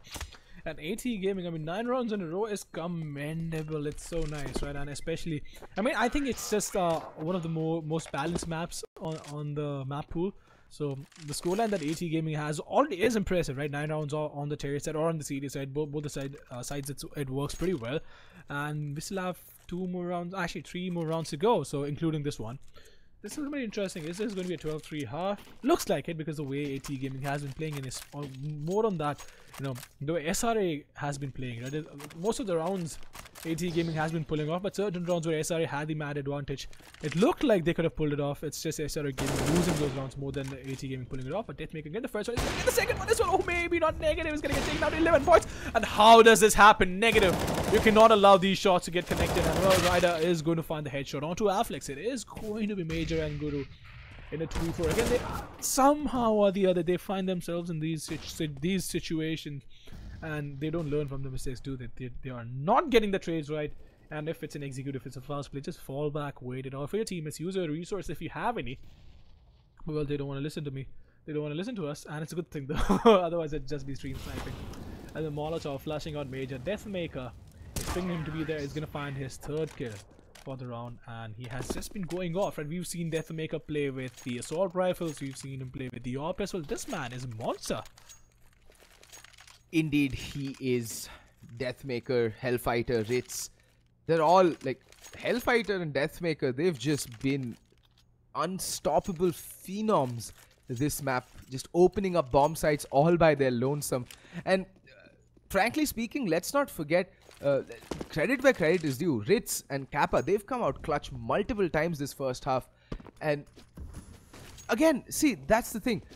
The way AT have been playing this T side looks impressive now in this current context, but ATE have a long way to go even on this map, because a team worth their salt or a half decent CT side would have been able to shut down this ATE mid-heavy style of play quite easily. And SRA, again, like I said the previous round, right, their insistence on force, like finally Guru stepping up to the plate and delivering a couple of kills. But in the meantime, Kappa and Ritz finding, oh wow, negative, just shut Ritz down.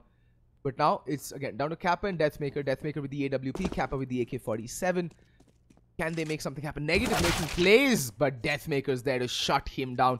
No armor, that is always going to be a problem. The P250 just going to run through Negative's face like a hot knife through butter, but Dream is in a very good position. Gets the kill on a Deathmaker. And Kappa, can he clutch it out? Spots Dream. Oh, that's going to be a costly miss. No armor. There's no armor. Kappa, 1v2. Can he do this? Try and peek out with a flashbang. Just something that time will tell us. But in the meantime, Kappa, they're throwing out the flashbang. He's going to get destroyed by Major though. And somehow finally pulling off one round after losing 10 rounds in a row. And that was quite a huge losing streak. And Kappa in a situation where he could not really have done much except for be a little more fast. But again, you know, he has been around for such a long time, but it's fine. They have more than enough rounds to work with on the terrace side and on the CD side. Look at that! An auto sniper, 2 ops to work with, only 2 assault rifles now. This is gonna be interesting, right?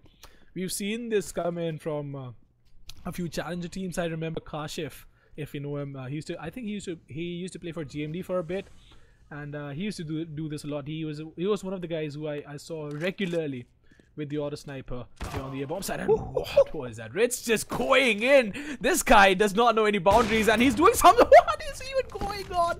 He is doing something that should not be happening in a matchup like this. And Ryder is going to get taken on. Ritz is going towards a B bomb side and dropping down the window with an arm, and the amount of balls on that guy, right? So balls in Ritz. He's probably going to find the 4th one as well. Actually, the second. Oh wait, how many kills did he get? Ah yeah, a quad kill coming in from Ritz. While I can't even call it a lurk, can you? No, that was just YOLO. Ritz just, you know, jaan hatheli pe rakh ke ghus gaya wo bas B bomb site mein, jaisa kehte hain na. And my god, did that pay dividends. Nobody on SRA was even remotely ready for the aggression that Ritz brought to the table that final round. He just went absolutely bananas, and that was glorious to watch. Ritz, that was harkening back to his glory days when he was one of the premier oppers in the country, if I'm not mistaken. Ritz's name rang out simultaneously alongside that of Rix as being one of the most potent oppers in the country, and he just showed us why that was the case once upon a time. Well, talking about the boys on both sides, it is going to be Kappa with 2 flashes and a kit, which can work out as well. He's not going to go in for that smoke and rider. He's going to miss that jump out. So just pushing out, having the USPS to work with is just going to work out. The Afflex is probably... No, never mind. You can't really hear him from that distance. A Deathmaker just waiting it out towards the CD base. He's going to be Hellfighter watching the cross, and Negative is going to get spotted. Hellfighter just tapping away. He's going to do some damage, taking Negative down to 87 points of health. And in the meantime, Ryder is going to go down to Afflex. So a little disappointing for ATE Gaming, but in the meantime, Slaughter Rage Army trying the best to not make a mistake and get one more frag call, first in the rotation, and then go in for the round. So, well, it looks like it could be an underpass to connect ahead. Not quite sure. One of the guys is towards connected, just checking it out, and Ritz being so ever so. Afflex is going to lead Ritz off the server while Ritz was tapping inside the Palace, and Kappa connecting a headshot but not being able to get the frag. The flashbang is going to go out, which is going to go right behind him, and Negative is going to find the headshot onto him. In the meantime, Hellfire on the rotation. He's just going to wait it out. Is going to allow the C4 to get planted as well.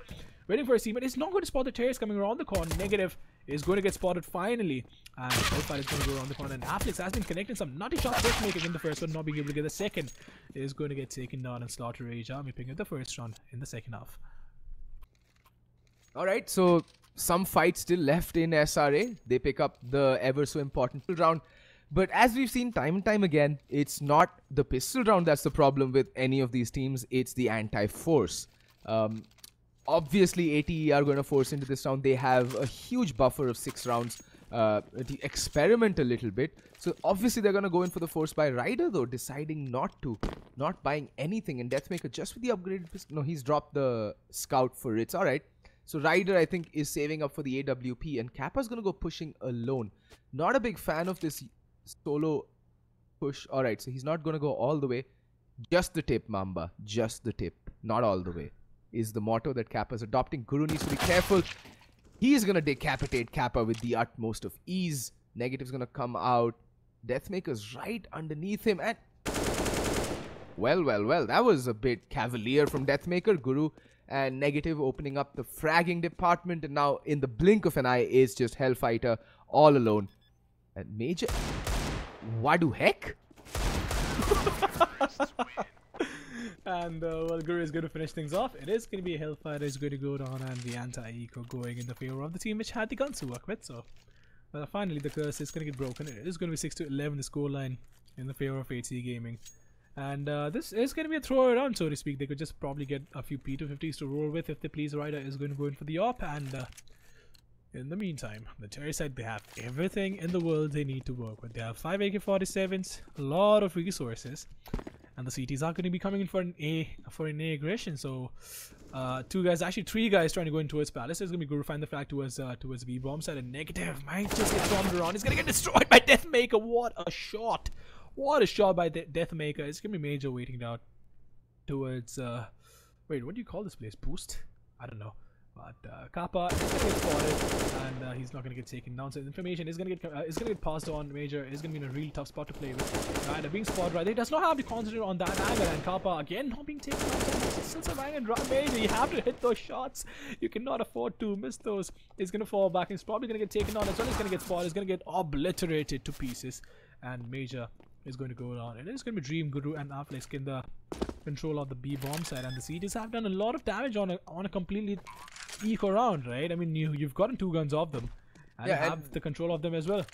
I had just saved these rifles as of now, not even bother going for the retake. Deathmaker, I think, is just going out. Why is he marking his own player? Anyway, little bit of miscommunication coming in. I'm assuming, there we go, Deathmaker. Not really anything invested in the round. He can just be the decoy there, try and hold off the players who might want to take these guns away from ATE.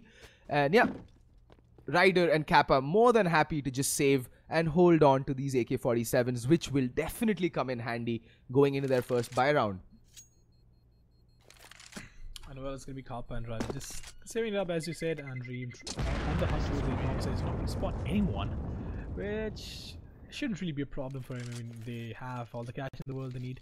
But the CTs can actually go in for a double upside with these now. Or maybe not. They'll have to go in for a glass cannon. No, nonetheless, they still have two AK-47s being salvaged. Or was it only 1? Wait a minute. I think I missed out on something. Alright. I think the AK has been dropped for Ritz. There we go. Oh yeah. Alright, I thought it's just a lack of sleep that's kicking in right now, because I completely missed out on the fact with the AK went, right? So yeah, we still have 2 AKs being salvaged. Ryder is going to go into his bit trying to find that frag. Is going to be on top of the bench, which is a slightly an off angle, right? Because it's a harder shot to hit when you come in from the T-base, but the smoke coming in. Hellfire is going to have a clear view. And the only time I think the smoke makes sense is when there are people towards mid and you want to throw in a flashbang inside the smoke. But Ryder in the meantime is going to find an opening frag with the op towards it. And ATE Gaming taking the B apartments control, being really aggressive towards the B bomb set. Now they have all the information they need, and Deathmaker is going to be under palace. So this is a lot of map control they have. I think this is a little too much, to be very honest, because they have all the control towards the B apartments. Rich just waiting it out. The flashbang going towards mid. I am not quite sure why, because no one's speaking. One of the guy towards chairs and Major is just going to be falling back. I mean, what SRA should have done actually is try and draw out some utility and mark for aggression. You know that as ATE is going to be low on utility. You know that, you know, it's their first buy round. They did force after the pistol round, so utility is going to suffer. Instead, they go marching in and walk into Ryder one by one. This is just ridiculous Counter-Strike coming out from SRA. I really expected a lot better from them, but there we go. Opening frag onto Major. It's all going to come down to Kappa, who's going to take him down. Who's going to be taken down from the Guru. It's a 2v3. Hellfighter so very low, 12 HP. He's on the precipice of death. And it's going to come down to Dream and Major to keep the Dream alive for SRA. There's 2 players coming in from B short, 1 player coming in from Market. Dream marking B short. Oh, I really like this coming in for Ryder. Ryder getting spotted out, getting legged down to 15 HP, but Hellfighter gets the kill. Now Major in a 1v2. Can he clutch this? Missing a lot of shots, and Deathmaker is going to put the final nail into the coffin. Hammers it in with a resounding thud. And with that, ATE move on to 12 rounds. Do they have enough time? Yes, they do. That defuse is going to come in. One of the ops will still get salvaged. And I think Deathmaker's going for the second. There we go. Double ops from here on out for ATE Gaming. Ritz is... He's just eyeing that op like nobody's business. He's like, mine. And there we go. 12 rounds to ATE. SRA on 7. They do have enough money in the kitty for a full proper buy, but they really need to win this. They need to go for more aggression. It's the same thing we saw from them during their CT side. Passive across the board. Not eager to take the fights, and they're going to pay the price for their passiveness. This is not the Indian freedom struggle. You know, non-violence will not get you anywhere in Counter-Strike. You need to assert your dominance. You need to take the initiative. And so far, they've just not been doing so. Well, it's going to be a pretty slow round coming in, and oh boy, have you been talking about things, right? Because sometimes I mean, what you say is absolutely right, but sometimes just the words that you use is you know, people find a little offensive, but I see nothing wrong with that. Because you're just being honest about it. We have to be critical, right? We as casters, when we do our job. It could sound a little too critical at times, even though we do have Adi, our dedicated salt guy, the analyst, for tearing teams a new one. But in the meantime, getting back to the game, it is going to be a slow-ish B hit. We have the Molotovs going in as well. Not quite sure why, because there's a smoke. There's no one coming up, and Kappa just waiting out. The flashbang coming up, blinding Ritz and Kappa negative.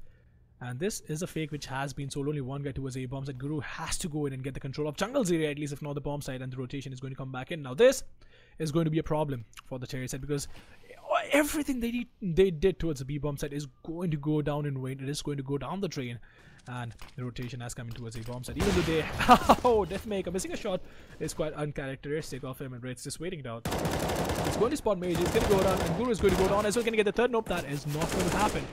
And Affleck's getting 2 frags. So the Dream is going to find the headshot. Actually, no, he's going to find the flag on a Deathmaker. And Ryder all alone in a 1v2. Can he pull this off though? This is going to be a huge task for him. And quite an impressive round if he can actually pull this off. He's going to get spotted though. And he's going to be scoped in. And the nade coming up is not going to do soft damage. He has to do a lot of work at this point. He has to get this round, because you know, if he doesn't get this one, it's just going to be the economy being completely broken, and it's a very crucial round for both the teams as well. So it's Afflex and Dream just waiting it out. Ryder scoped in. He does have kill. There is no point to miss out on the shot, and Afflex is going to find the frag onto him, and SRA walking away with one more on the scoreline. It's going to be 8-12 in the favor of the CT side. I mean, if you notice the way ATE are also playing their CT side, yes, they're slightly more dynamic than SRA were, but even they are falling prey to that same rut where, you know, everyone's just playing their allocated position. Communications are a bit off because they had the man advantage that previous round, and losing that, they had no business losing that. And it's again coming down to very static CT sides from both teams. Now ATE are broke. They're more or less looking at a double eco, and SRA can actually shrink that gap down to 2 rounds and maybe make a game out of this. And it's still, you know, not out of their hands yet. The reason though ATE are having better luck finding kills and finding rounds on their CT side is because SRA are so bloody passive all the time. Guru finally gonna make his way out, but there we go, the opening kill does come his way. Only one player, that's Hellfighters, dancing in the middle of nowhere. And the push does come in, and Major ever so ready, ever vigilant, marking the backstab. And the B bomb site ripe for the taking. Bomb has made its way, bomb has gotten put down. Down goes Hellfighter, and now it's all down to Ryder with a USP and a dream. And in a 1v5, I think that's a little too much to ask for. He's just going to fall back, and I mean, he doesn't really have to save anything. He could just get a frag or two while being on the run, and it's going to be Major. It's just going to walk right past him. So Ryder just waiting, you know, not really doing anything, and Major making his way towards the T-base, and he is probably going to see him. He is going to see him. He's going to try and find the frag onto him, and alright, he's not going to take the shot. I mean, he could have probably gotten that frag, and Dream in the meantime is going to absolutely destroy him, because I mean, he just made a mistake right there. He should have taken that shot. I mean, I just don't see the reason why would he not want to take that shot. Can you explain this to me, Fed? I mean, why not, right? The end of the day is not really hurting anyone. You don't have anything invested, just have a USP. Might as well. You're going to get that regardless of the next round, what happens.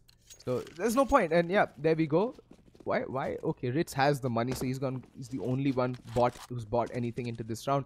Just upgraded pistols, and Ritz with the scout needs to be careful. Oh, Ritz spots out the scalp, but unable to land that very difficult shot, to be very honest. And Kappa, trying to make the mid jump, is gonna go towards underpass.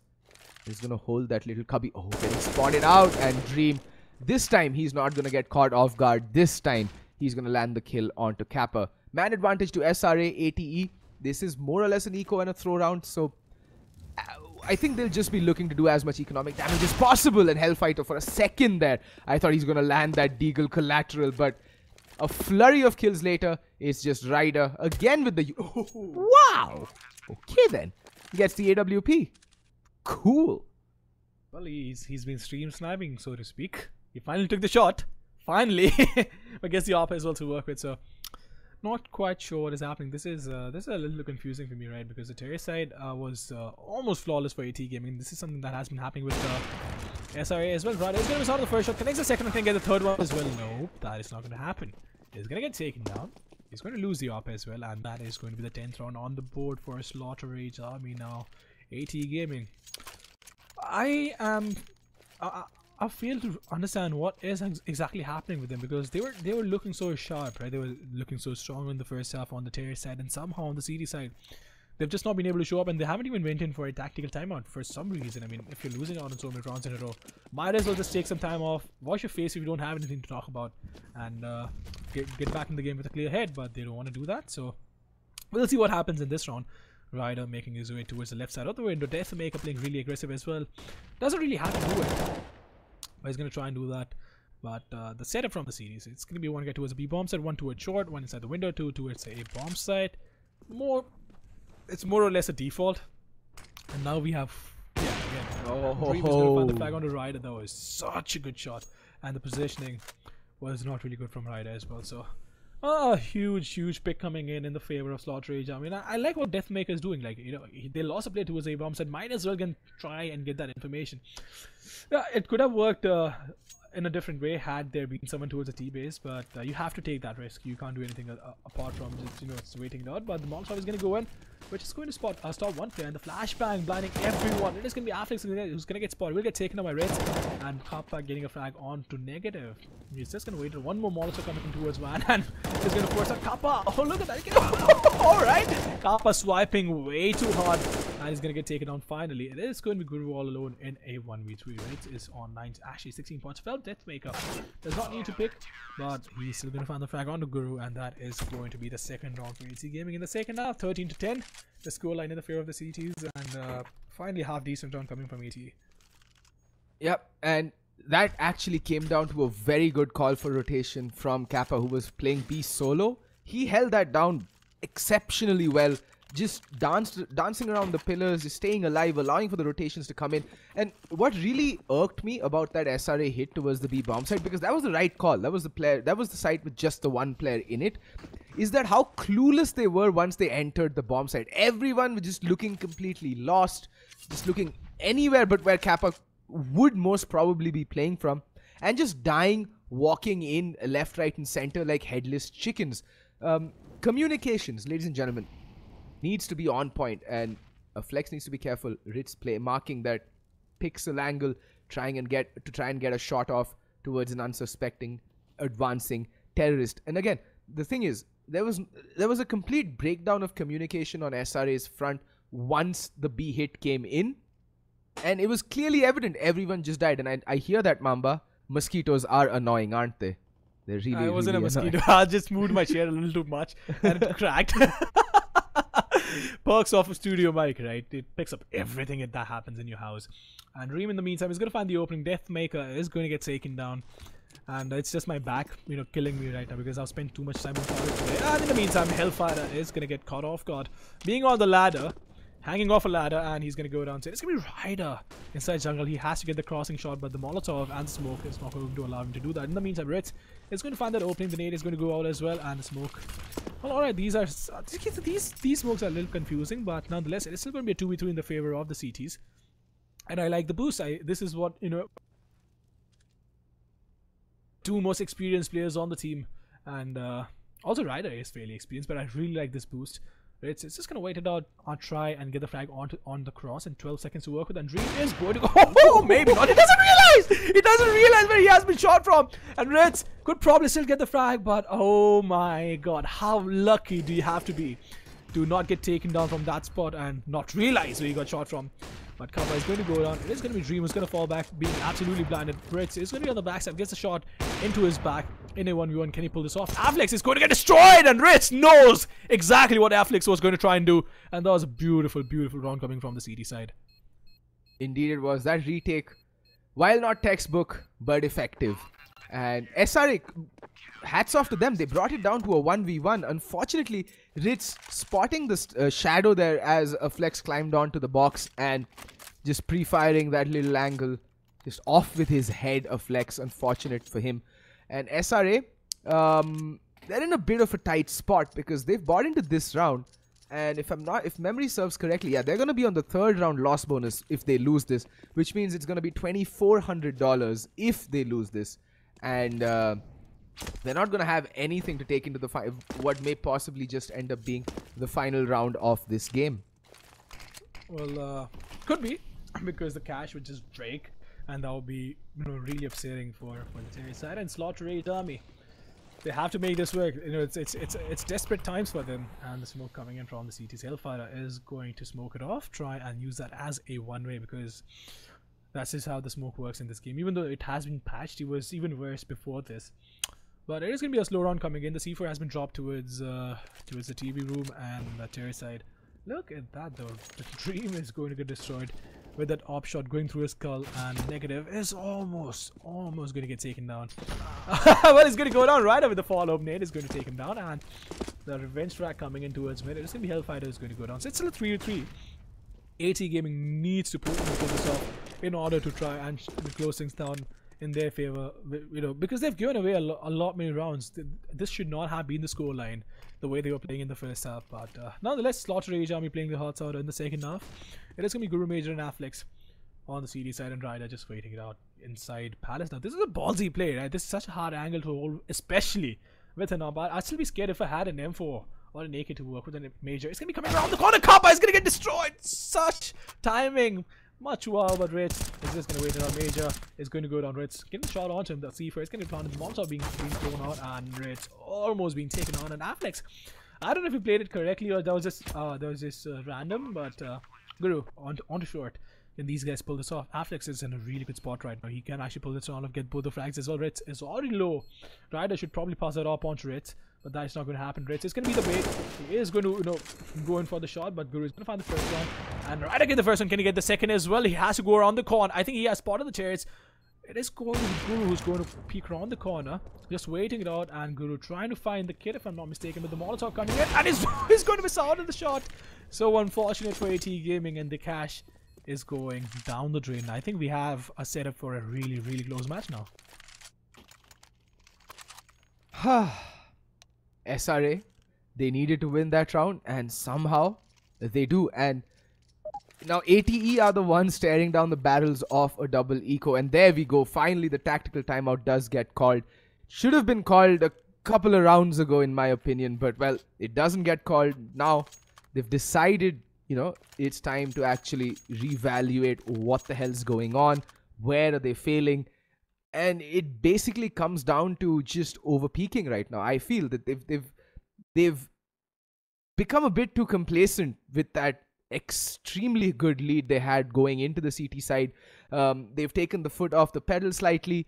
They've stopped dictating the pace of the game a little bit. They're more comfortable just sitting back and allowing SRA to do what they're doing. Whatever it is they're doing, it's nothing special, but it's just giving SRA that little extra bit of time to compose their thoughts, even though ATE, again, took the man advantage from SRA the previous round, but Negative was able to seize the initiative because of a lack of any aggression and get a trade frag.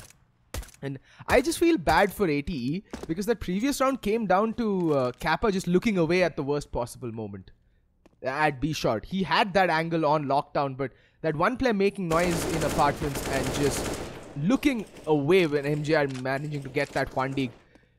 It's all that. This is what CSGO is about. It's just those little things, those little variables that you just have no control over. And ATE, SRA just come away with the round. And with that, ATE now are in a definite spot of bother. And the flex, nice shot onto Hellfighter. Ritz alone towards B short, needs to be careful. Guru's marching in on his position, and Guru's just gonna lay waste to his mangled corpse. There we go, Rider falls. Dream does pick up a kill with that MP9, that's gonna be, sorry, MP7, that's gonna be $600. There's money in the bank for him, and he can just continue to, you know, continue his reign of terror with that SMG. Alright, just as I say it, it's gonna get tossed aside like roadkill. But ATE, they're still gonna have to eco this round. Maybe upgraded pistols, maybe. But they'd want to take in as much utility as possible going into what could possibly be the round that takes them to match and map point. And that's why they've decided not to go for the upgraded pistols across the board. And Kappa and Ryder are gonna stick with the USPs. Now, what they did works in two ways, right? I like what they did. They want to wait it out for the resources, but in the meantime, what's going to happen is that is going to allow SI to build up some sort of economy, right? But I think I'll just explain that in a bit. But we have an AT coming in. The Molotov going in towards Sandwich. The smoke is going to come towards the center of the side, and Deathmaker almost being taken out with the P90. Hellfighter being spotted as well. Deathmaker is going to go down to a headshot. Negative with the P90. It's just going to be spraying down everywhere he spots a CT, and Rain is going to make it look towards a V-bomb side. Being the lurk, there is no one towards a V-bomb side, and this is going to be interesting. I think there is a fight going into a TV room. Ryder is going to find the frag onto him, and that was just unfortunate for Guru, but the C4 is going to go down. So what I was talking about was AT Gaming going in for the resources in the next round is something that I really like. But in the meantime, that is going to allow SRA to build up some sort of economy to mount a comeback onto, right? And had they went for force buy, which is a very high risk but also high reward situation, because if you go in for the force buy and you get that round in a situation like this, that's going to break the economy on the terror side, and you'll only have to win one more round after that to finish things off, or maybe not even one more round. I mean, you practically get to match point, right? So the economy is not going to be that great. So it's a high risk, high reward situation with AT Gaming going in on a safer choice, going in for the safer choice. And I'm going to wait it out, but in the meantime, Ryder, almost being taken down. And the scoreline is going to be 13-14 in the favor of the CGs. Now, they'll have all the resources they need. They'll have the AWP as well if the please. And Hellfighter is going to have the P90. Alright, this is surprising. Hellfighter. Oh no, it's been passed on to Ritz. Ritz is like, "Tu P90 karega. Ruk, main dikhata hu P90 kaise karte hain." And pulls out the weapon of mass destruction, or as I like to call it in MM, the automatic AWP. And there we go. Kappa playing a very aggressive angle towards mid with the big green gun. Guru needs to be careful. He's mindful of a mid push, but will he be expecting this Most certainly will not. Down goes Guru. Kappa opening things up with a bang, but Dream on the other side of the map does find the kill, but Ryder in with the quick trade. The A hit is coming out. Ryder needs to be careful. He's stuck in no man's land. He will get taken down by Negative. Negative doing the smart thing, puts down the smoke, but that smoke is a ghastly one. It leaves them open to so many avenues of attack, pushes, and all that random BS that CS is famous for. It's down to a 3v2. This is gonna get really hairy, and Ritz with the P90. Well, one should always be afraid of the P90, and that is why. Down goes Major. Major playing in a very difficult position, to be honest. And Ritz engaging at the longest possible range at that point. Kappa gets a flex. It's all down to Negative with the AK-47. Kappa is marking that angle like a hawk. Oh! Negative does manage to find the kill onto Ritz, but Kappa's there to get the trade. And that's match and map point for ATE Gaming. SRA, they do get the bomb down. They have just about enough money to go for the buy. A flex with 9k can drop 2 AK-47s. And yeah, so they will be going in for the buy here, SRA. It's desperate times and it calls for desperate measures. And this is, well, the 11th hour, as they say. And SRA, they have nothing to lose. They should just YOLO this and throw everything they've got at it to try and force overtime, because if they win this round, ATE, they're looking at nothing but pistols in the last round. Nice shot from Dream. For all his efforts. Yeah, he catches a nade with his thighs. Not the kind of lap dance you want, is it, Mamba? Absolutely not. But that just reminds me of Ronaldo playing football, right? And that's a brilliant flashbang. Dream being blinded to eternity. It is going to be Negative coming in towards A Palace with the MP7. Not my weapon of choice, especially if you're going to go into A Palace, right? Because it's only relevant till you make it to the end of the Palace. And Major is going to find one more frag on a Deathmaker. What is happening? Is this going to be overtime? I'm not quite sure, but the amount of cash that the CDs would have is going to be absolutely terrible. So might as well be an overtime if the CDs cannot pull through this, and Ryder almost being taken down. So it just looks like AT Gaming is in no mood to finish this off 16-13 and want to push it to overtime. But in the meantime, C4 is going to make its way towards the A slope. It is going to be an 8 coming up. We have a lurk towards mid. That is going to be the Guru and a 3v5 situation to work with. The CDs will have to put everything they have. Ryder will have to go huge with that up because, you know, again, it's a one-shot kill. But in the meantime, Hellfire is just waiting. I think he has been spotted. Does not want to peek out at that point. The C4 is going to go down as well. Ryder watching connectors. I don't know why does he have to watch connectors, because there is a guy towards short who's coming in and is going to get destroyed by Guru. It is going to be Ryder all alone in a 1v5, and Afflex is just going to walk past him. And he's going to try and find the frag on him. No, maybe no. He's just going in for the information play. He's going to go in for the knife, just adding insult to injury. Knows that he cannot pull this round off.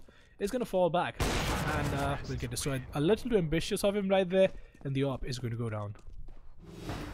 Yep, and like I said, ATE, the Kappa can force up, Ryder can they have to force up. What am I saying? Like, there's gonna be a very stretched buy coming out from ATE Gaming, while SRA have it all to play with. That was a very good round that SRA played. I don't think they lost a single player.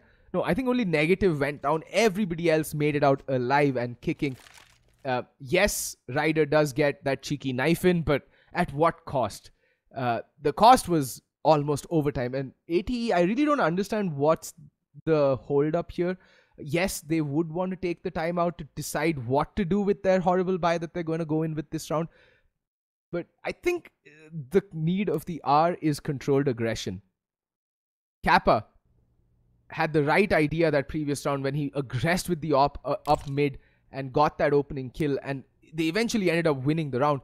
But the fact of the matter is, the very next round, after seeing what early aggression can, how high yields early aggression can yield, how high dividends that they can pay, they go passive yet again. And ATE, they are their own worst enemies, I feel, in this CT side, because they've seen how good that early aggression is for them and how poorly SRA adapts to it, and how they can just, they reel from that going that one man down early round.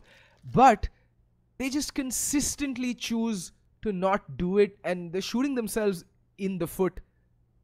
And yeah, Blair's just next to me, and he's just like, how has this happened? And he doesn't want to sit down for a round? I doubt it. I doubt it. He lives and breathes CS. I think a break is something that he truly deserves. But in the meantime, CTs putting in everything they have. They have a CZ75, a Swag 7, a FAMAS. They have everything. They have all the different guns that you could possibly use in a game of CS. Scout, UMP, CZ, Swag 7, and a FAMAS. I mean, is there anything left? I don't know. But well, Dream is going to get naded now to 67 points of health, and Kappa does not want to jump there because the last time he did, I think one of the players on the CD side who jumped last time, he got absolutely, utterly buttered. Well, that was such a nice rhyme. I think I should just become a poet or something. But the Molotov is going to go out. It is going to be the flashbang coming from the CD side, and Dream taking too much time to avoid that. And that flashbang though is alright because the Molotov came, they expected a push. Negative is going to be lurking in towards A bombs. The Deathmaker holding a really cheeky angle is going to find the frag onto him. So the first frag coming in, Deathmaker is not going to take a lot of damage, has Kevlar and head armor to work with, so should not be an issue for him. I'm surprised that he went in for the head armor, but in the meantime, they have the man advantage. Now all they have to do is just wait it out. And they have a decent amount of guns as well. They have an M4, a UMP of FAMAS. Swag 7 and a Scout, so Ritz. Surprised that he went in for the Scout. But let's hope it works out for him because this is going to be a desperate buy. Ryder is going to be jumping in Hellfire. It's going to be coming towards Shot. It's going to find the flag though. It's going to find the second. Nope, that is not going to happen. And the trade coming in really quickly. Ryder is going to be walking into his B bomb side. Has to be careful. Kappa is in a really good spot. Is he going to get spotted or maybe not? It is going to be Guru who's going to go down. Can he find the second frag? I don't think Guru knows where he was, and Kappa is just going to wait. A Dream is going to go down as well. Kappa just standing on top is going to get 2 frags, and Ryder getting the last frag onto Major, and they are going to close things down 16-14 in their favor. This was a very close game, and honestly, I did not expect this, Fed. Yeah, well, the one takeaway I can guarantee from that I can take away from this map is the fact that neither SRA nor ATE really know how to play their CT sides on Mirage. Both were pretty poor, but SRA was like ATE was just that shade better when compared to ATE was just that shade better on their CT side when compared to SRA. But a lot of work still needs to be done here, and I hope that in the coming months both SRA and ATE figure out their CT side. Anyway, guys, that's all from our side. I hope you guys had fun. Do hit that like button, subscribe, and hit that bell icon. Over to the studio, Adi and Vagish. No, it's not Vagish. It's Angela today, I think.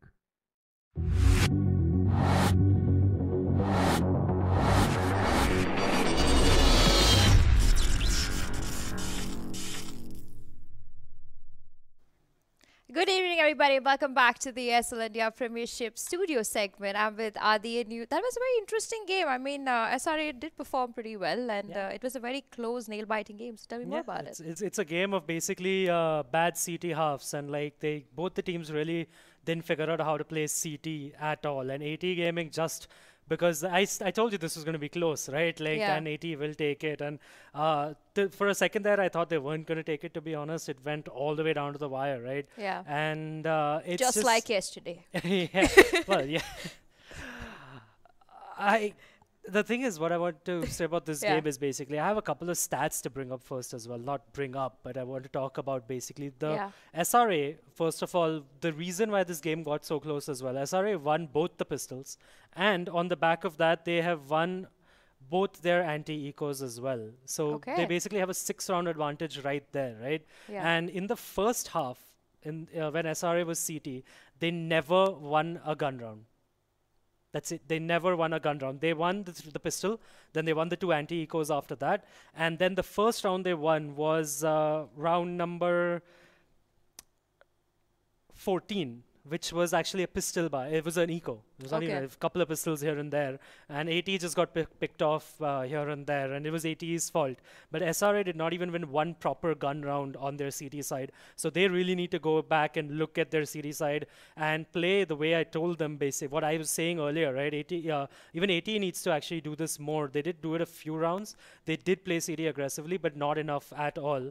SRA, I don't think they aggressed ever except when it was pistol rounds. Like, only when they were eco is when they showed some aggression on the CT side, and you need to play the gun rounds that way. You need to aggress and get picks, get the advantage, and then fall back to your positions. Just holding back at the bomb side 1v1, hoping that you get a 1v1 at your angle is not going to work out in a map like Mirage. And ATE towards the end, lots of really good plays by Ritesh as well as Kappa to save this this game, by the way, for them, because it was really, towards the end, it was AT's individual brilliance. It wasn't team play. They didn't really play this map, especially the series side, the way it's supposed to be played. But at least the T side by AT was much better. Their mid control was really good. And of course, that was helped by the fact that SRA did not ever contest mid at all really well. That was like, I was screaming, throw a pop flash from the A bomb side and pick pick from the window, pick from connector, pick middle. And they never did that. But while on the other side, Ryder, Kappa on AT side did push mid and get an op pick here and there, things like that, So SRA needs to learn from that, basically. And all right, other than that, I mean, that's if basically you had what to name out an MVP for me, who do you think has managed to make himself look brilliant in this matchup? It's Kappa. Interesting. To be honest, I was thinking about between Kappa and Ritesh. But Kappa had a really good game, to be honest. 1.16 IR, which is the impact rating. 18 frags, decent ADR. He had a lot of impact rounds, actually, is what made it for him. He had a 1v2 win as well as a 1v1 clutch win as well. 3 opening frags, 2 revenge frags, 4 trade frags. And a special shout out to Ritesh as well, because he had a 1v2 win as well. And 2 quad kills as well for Ritesh. He did have a knife also. I saw him knife somebody in the game too. That was Ryder. Oh, that was Ryder. Yeah, who knifed the guy. I was like, that was actually not bad by Ryder, by the way. He realized that he needs to save that op. And he was like, I get $1,500 extra if I knife him, right? Yeah. So he killed him, got $1,500 extra, but then unfortunately he could not save that op. Yeah. But it turns out they didn't need it, right? They still won with the swag 7s and the MP5s and whatever with the piss poor artillery, basically, to say, so to speak. The armaments, they were so bad, and they still managed to close out that game because of smart positioning at the B bomb side, basically. And hats off to AT for closing it out under the worst of circumstances. All right, so with that, we have a winner for today's Counter-Strike Global Offensive game. It's going to be ATA Gaming, who's going to make their way higher on that board. But don't go anywhere, folks. Coming up next, we have DOTA 2 to stay by your seats. I'd like to thank our team sponsors, owned by HP, HyperX, Intel, and organized by Nodman Gaming and ESL. We'll see you very shortly.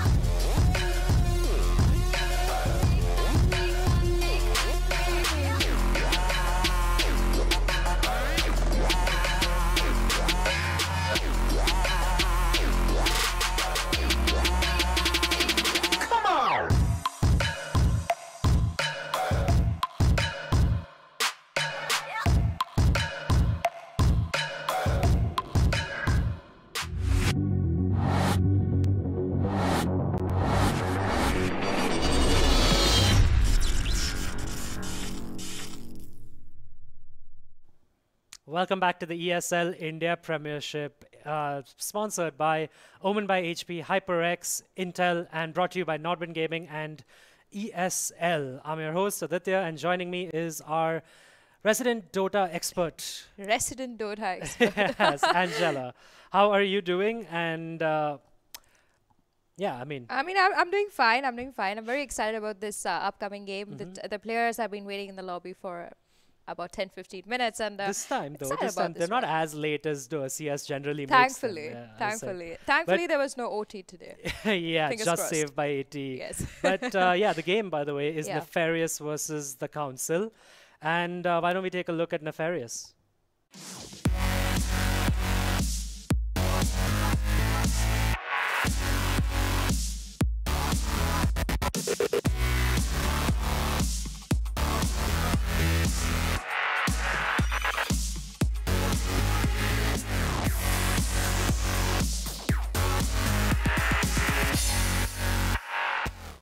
I like that. Addy Man in the house.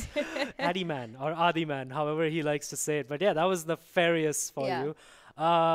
Delhi team, right? Delhi team, very close-knitted team. They had players playing in this team for quite a few years actually, and recently they had a roster change, but they've taken up two close friends of theirs to join their roster, so it doesn't really seem like they are going to be having trouble. I find this team very similar to the concept of Team Alliance from Dota 2. In TI3, they were also a very close-bonded team, and they took it all the way. And I see that in Nefarious. I mean, they play a lot of coordinated Dota. They make sure that they know what they're doing at all given points of time. They also attend the LAN friends finale. first, you would say? They're friends and family first, sort of like brutality? It would be something like that. They're very close. They even attended the LAN finale of last year in the winter season. Of course, they were pitted against Signify. So, I mean, it's just a sad ending to that. But talking about this team in general, I mean, as of now, they do sit 10th on the leaderboard. They're having a little bit of struggle. They've only won one game till now, and that's against Alpha Esports.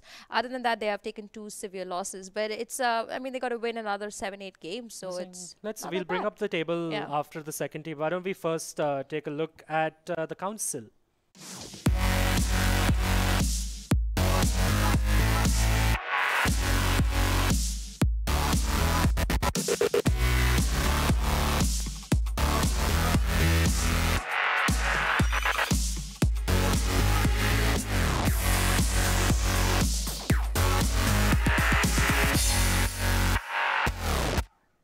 The council for you, a Bangladeshi team. Yes, top team from Bangladesh, and you'll be surprised to know this team has been together from 2014. Yep. So they go back a long time ago, and of course, being the top team in Bangladesh, they're very well known in their area. Also, they've taken part in a lot of SEA tournaments, and they're looking pretty strong. Of course, they had a bit of change in their roster recently. Lost Rider has joined in their roster, but apart from that, they seem to be doing pretty fine. They've been a part of the ESL India Premiership from the very beginning of 2016. They entered the Challenger Cup, and over there, after winning the Challenger Cup in, I think, the fall season, they made their way into the Masters League. So they're not doing pretty fine for themselves too. As of now, they sit 11th on the board, which is okay. Yeah. Then Why again, don't we actually bring up the While you can continue talking about them while we bring up. So council, as you can see, they're sitting 11th and they're going up against Nefarious, who is at 8th. Even though, I mean, I wouldn't really take this board very seriously at this point because they've not really played that many games compared to Signify or compared to Team Buriza. So everybody's standing continuously keeps changing depending on how many games they win or lose. As of now, but looking at council at the 11th spot, they got to make sure to start winning a few games. And this will be, I think, the first game where they got to really get ready, because Nefarious is a very good team, accepted, but it's all close-knitted. It's all about understanding their gameplay and how they're going to take this game. Now, if Council is able to beat that strategy, because today's game is more about just both these teams have players that they have played with for a very long time. They've come with the experience of maybe not the in-game experience of complete understanding, but their bond between their teammates is very strong, and that's why this game for me is very crucial to see what really comes forward or what really comes ahead. The draft is going to decide a lot of things. The in-game 15 minutes is going to decide where this game is going to go and where they would stand once this whole game ends, actually. So if the draft is ready, we could probably get it up on the screen, but in the meanwhile, Signify on that leaderboard looks really strong, don't they? Well, a lot of players tell me that they think Signify is unbeatable. Do you agree with that? No, I don't really agree to that. I mean, every team who believes that hasn't really tried that hard. Yeah. Because when you come down to basic understanding of the game, I mean, you could say this even with Entity Gaming, that they're unbeatable, but then there's always some team who will have a coach like Entity Gaming who will concentrate on the draft and tell you where exactly your mistakes are. And once you kind of understand where you're going wrong, you can always come back stronger and beat the strategy. Like Signify, definitely, they are very hard to beat, but if you just go down to the depths of understanding their gameplay, you will find flaws that you can kind of counter. Yep. But it's all about how hard do you want to win, you know? Are you happy just being number 2 because, hey, you know what, number 1's already taken? This kind of reminds me of the 1.6 times where ATE was unbeatable in 1.6, but now CS at least, I don't know, I kind of want Dota to be like CS, where anyone can win at any time, and I think that's what makes it an exciting thing, right? An exciting sport. It's not like, oh, you see Signify, they're going to win, like this thing. But yeah, the draft is live, by the way. A couple of bans have already happened. All right. I have no idea which heroes are what, so I will let you take over. All right, so the council has decided to go ahead and ban out the Pit Lord and the OD, and Nefarious, on the meanwhile, have banned out the Omni Knight, the Razor, and the DK. The DK getting a ban there. I don't think the council picks the DK quite a bit, but you never know. They like to, of course, play a lot of push strat. They believe in the Nature's Prophet quite a bit, so I'm hoping to see whether the council opt to pick the Nature's first profit. They also are very good at the Rubik. They like to play the Elder Titan. So I could see Council come up with a little different draft compared to what has been happening in the recent updates in Dota. We always see a Sand King, a Witch Doctor. But I'm hoping that because they are from Bangladesh, they have a complete different kind of meta that favors them in their country. Yep. They would try out something new. But Nefarious is going to go with their safe picks over here. They love playing the Gyrocopter. Going to just grab him first before giving it away. This also makes me think that, we could have Council even pick up an Ursa, because the last time I saw this team play, they did opt to go for an Ursa, but we do see a Tusker ban as of now that's coming in from Team Council. Now they're going to make sure that they want to secure the 4th role very well for themselves. So they're just going to ban out the heroes that are going to bother them, and that's going to be the Tusker. For now, Council looking to take their first pick. They could pick up their 2 supports first and then leave for the majors later on. They're going to go with the Sand King as their first pickup. This also has options for them. They can go with the Earth Spirit. They like to play the Rubik. The Witch Doctor is still in the pool available if they choose to go with that. But they're going to take some time, because after this, Nefarious is going to pick up their hero. And 14 seconds on the board. I could see Council maybe go completely for a 5v5 lineup where they just take on fights rather than split pushing, even though they prefer split pushing. But this also makes me think that if they opt to go for the Ursa, they could even pick up a Dazzle at the secondary support and maybe take an early Rosh and then head into a quick push in the mid lane. I am talking Spanish to you. Yeah, Greek and Latin and every other language I do not understand, but I'm sure all our Dota viewers understand you. Yeah. I'm not going to be like Vagish and just speak nonsense. I'm not gonna burden you with that. I'm just gonna it's okay, like even if there isn't much action happening in the draft, we could talk about something else always if that's what you choose. So the there's another pick. I love the Jakiro. He's not really been picked that much in the ESL and the Premiership. I think only about 2 games before this I've seen the Jakiro, and I really like this pickup because he's amazing at split push. He does a lot of damage to buildings, but Council sticking to the main draft of sticking to the main pickups of this special update of 7.13, they're going to go ahead and pick up the Disruptor. Now that shows that they've got their 2 supports in line, unless they plan to send the Sand King in the off lane, but it's a little risky to do so because then you'll be on a little bit of squishy grounds. Also, Nefarious picking up the Jakiro. They have that long range stun available with the Gyrocopter to initiate. They are looking to maybe pick up a tank to go with that, so they could opt to go for a Centaur, and ET maybe, even an Elder Titan could fit in. They could also opt to go for a Timber Saw. As of now, I'm not really seen them pick up that hero.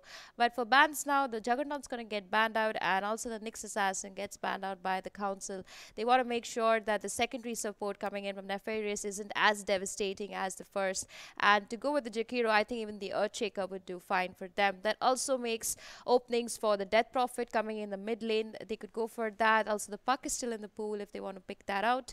Void still being available as a carry for the Council. Their draft is sinking towards a Void. They've got the combinations flying in for them. If they are looking to take 5v5 fights, that could work. This also makes me think that Council, if they plan on going more into damage than split push, they got to make sure that their mid is safe. But for now, with the OD ban, the Lina's ban, they could opt to go for the Viper. He's pretty tanky. He could hold their mid for them pretty well, and could be a good pick. But they got to take some time. Tinker still available in the pool if they decide to go with that. Shadow Fiend gets a ban there. The most impressive thing about your knowledge though about Dota is that you can actually figure out what those bans are from all the way back here. I can see pixels. That's it. I can just see black and white pixels. Oh, is that so? Like I can't even tell. Like, is that a razor on the right? Yeah, that's the only thing I can tell. Yeah, that's a razor band. Okay. Well, you just keep seeing the same things all over again every day, so yeah, they get settled. It's just impressive that you could even see it. Hey, that's a life stealer. I know that. That's a life stealer. Yeah, yes. That's and pretty the other thing I can say is Nefarious for now have 2 flying heroes. I don't know how if it makes a difference at all in Dota, but they're flying. Well, they are flying, and they do a lot of damage from their flying area. I think that's how to put it for you. But yeah, if they're flying, they have more range. They have more. No, they actually that's what I would think anyway. But I'm sure that's not the case. But they have skills that give them more range. Yeah, like the Gyrocopter. And this is the noob stream for people who just want to understand heroes better than just the normal But with that live stealer coming in, Council showing who their really first position is going to be. We're going to see a lot of gangs coming in from this live stealer with the Sand King, maybe in bomb. I'm also hoping that now Council has shown us what exactly they want to work with. So they could go for a Puck as their mid, but Nefarious for now going to pick up a Bane as their secondary support. I like this pickup, but it also makes me question who has the burst coming in from Nefarious. I mean, they have the Bane, they have the Jakiro. That means their offlaner needs to be somebody who can. We have seen these three heroes, so we do know that Nefarious is going to go with this as their tri lane. Mostly the Bane is going to be on the roaming end, and Chen gets picked up over there by the Council now. We don't see Chen very often, right, in the Premiership? You don't see him much in even a pub or even a normal game of DOTA. Why is that? Firstly, because he has to control units. He's more like I can control neutral creeps. Basically, those are just creeps in the game that you can take control of. Now, that means you need to have a lot of understanding with group controls, be able to use the skill of multiple units apart from your hero. And he also is very squishy. So people can destroy him. So your positioning with this hero is very, very important. That also makes me realize that after Chen has been picked up, that it's going to be mostly a Sand King going in the off lane with the Disruptor and Chen walking around. But this is a very interesting for me coming from Council, because with that Chen pickup, if they do plan to just maybe enchant a Centaur or something, the Lifestealer could come in a creep. Like, if you know Lifestealer, he can get into things and get out of things. So it could be a very fun lineup coming in from Council. They want to make very tricky plays into this matchup. Nefarious is going to take some time. They need to be careful about their fourth pick. They've seen the Chen. They're a little worried about this one. They don't really know how to go against it.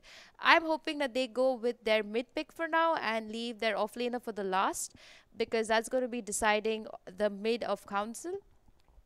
But they gotta take some time. A lot of reserve time, right, to take that pick. I think has the Chen confused them at this point? Definitely. I mean, anybody who picks up Chen only picks up Chen if you're really good. It's like Nishant Patel at one time used to. What could be a? Do you think they're just thinking about what do you use to directly counter him at this point?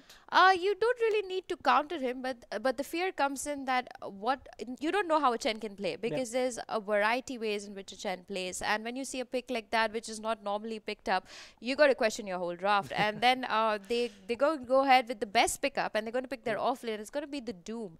Now, if the Doom is able to doom any of these four units, and mostly in favor of Chen, because if Chen does survive, he does also heal the rest of his team, and that's a very risky bet for Nefarious. I would also opt maybe Nefarious going with an Oracle in the place of a Bane would have helped the Gyrocopter a little bit more, but it also must be that the player is very good with the Bane. And Doom getting picked up over there. It's going to be a stable off lane coming in there from Team Nefarious.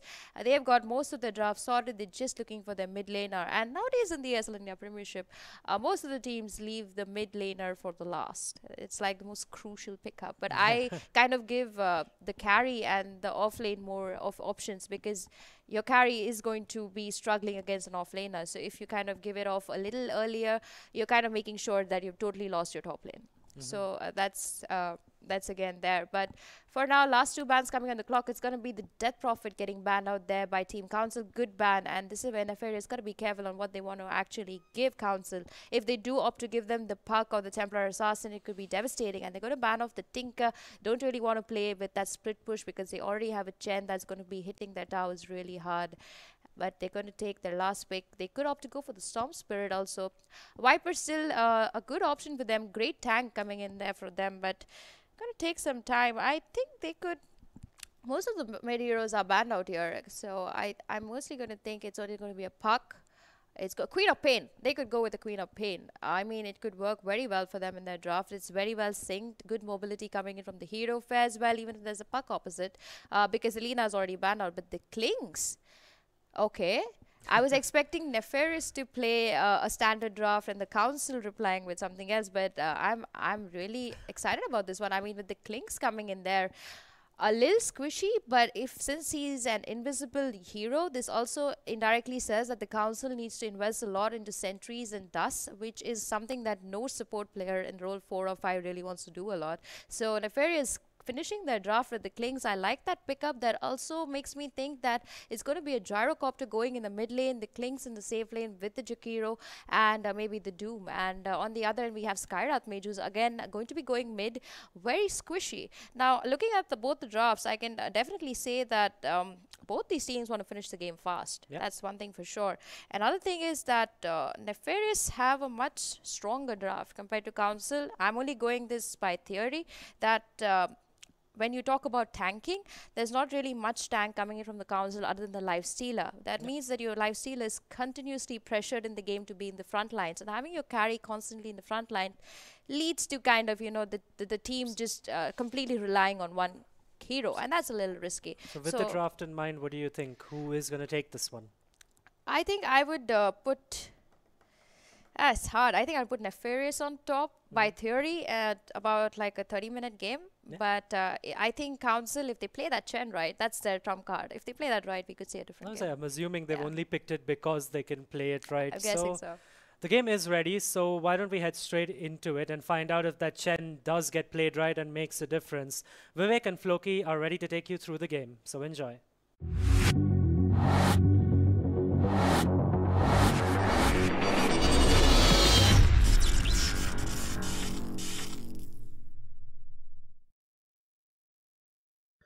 Hello folks and welcome back to the ESL India Premiership. This is the summer season phase 1 day 16 and we got Nefarious facing off versus the Council. My name is Vivek, with me is Floki.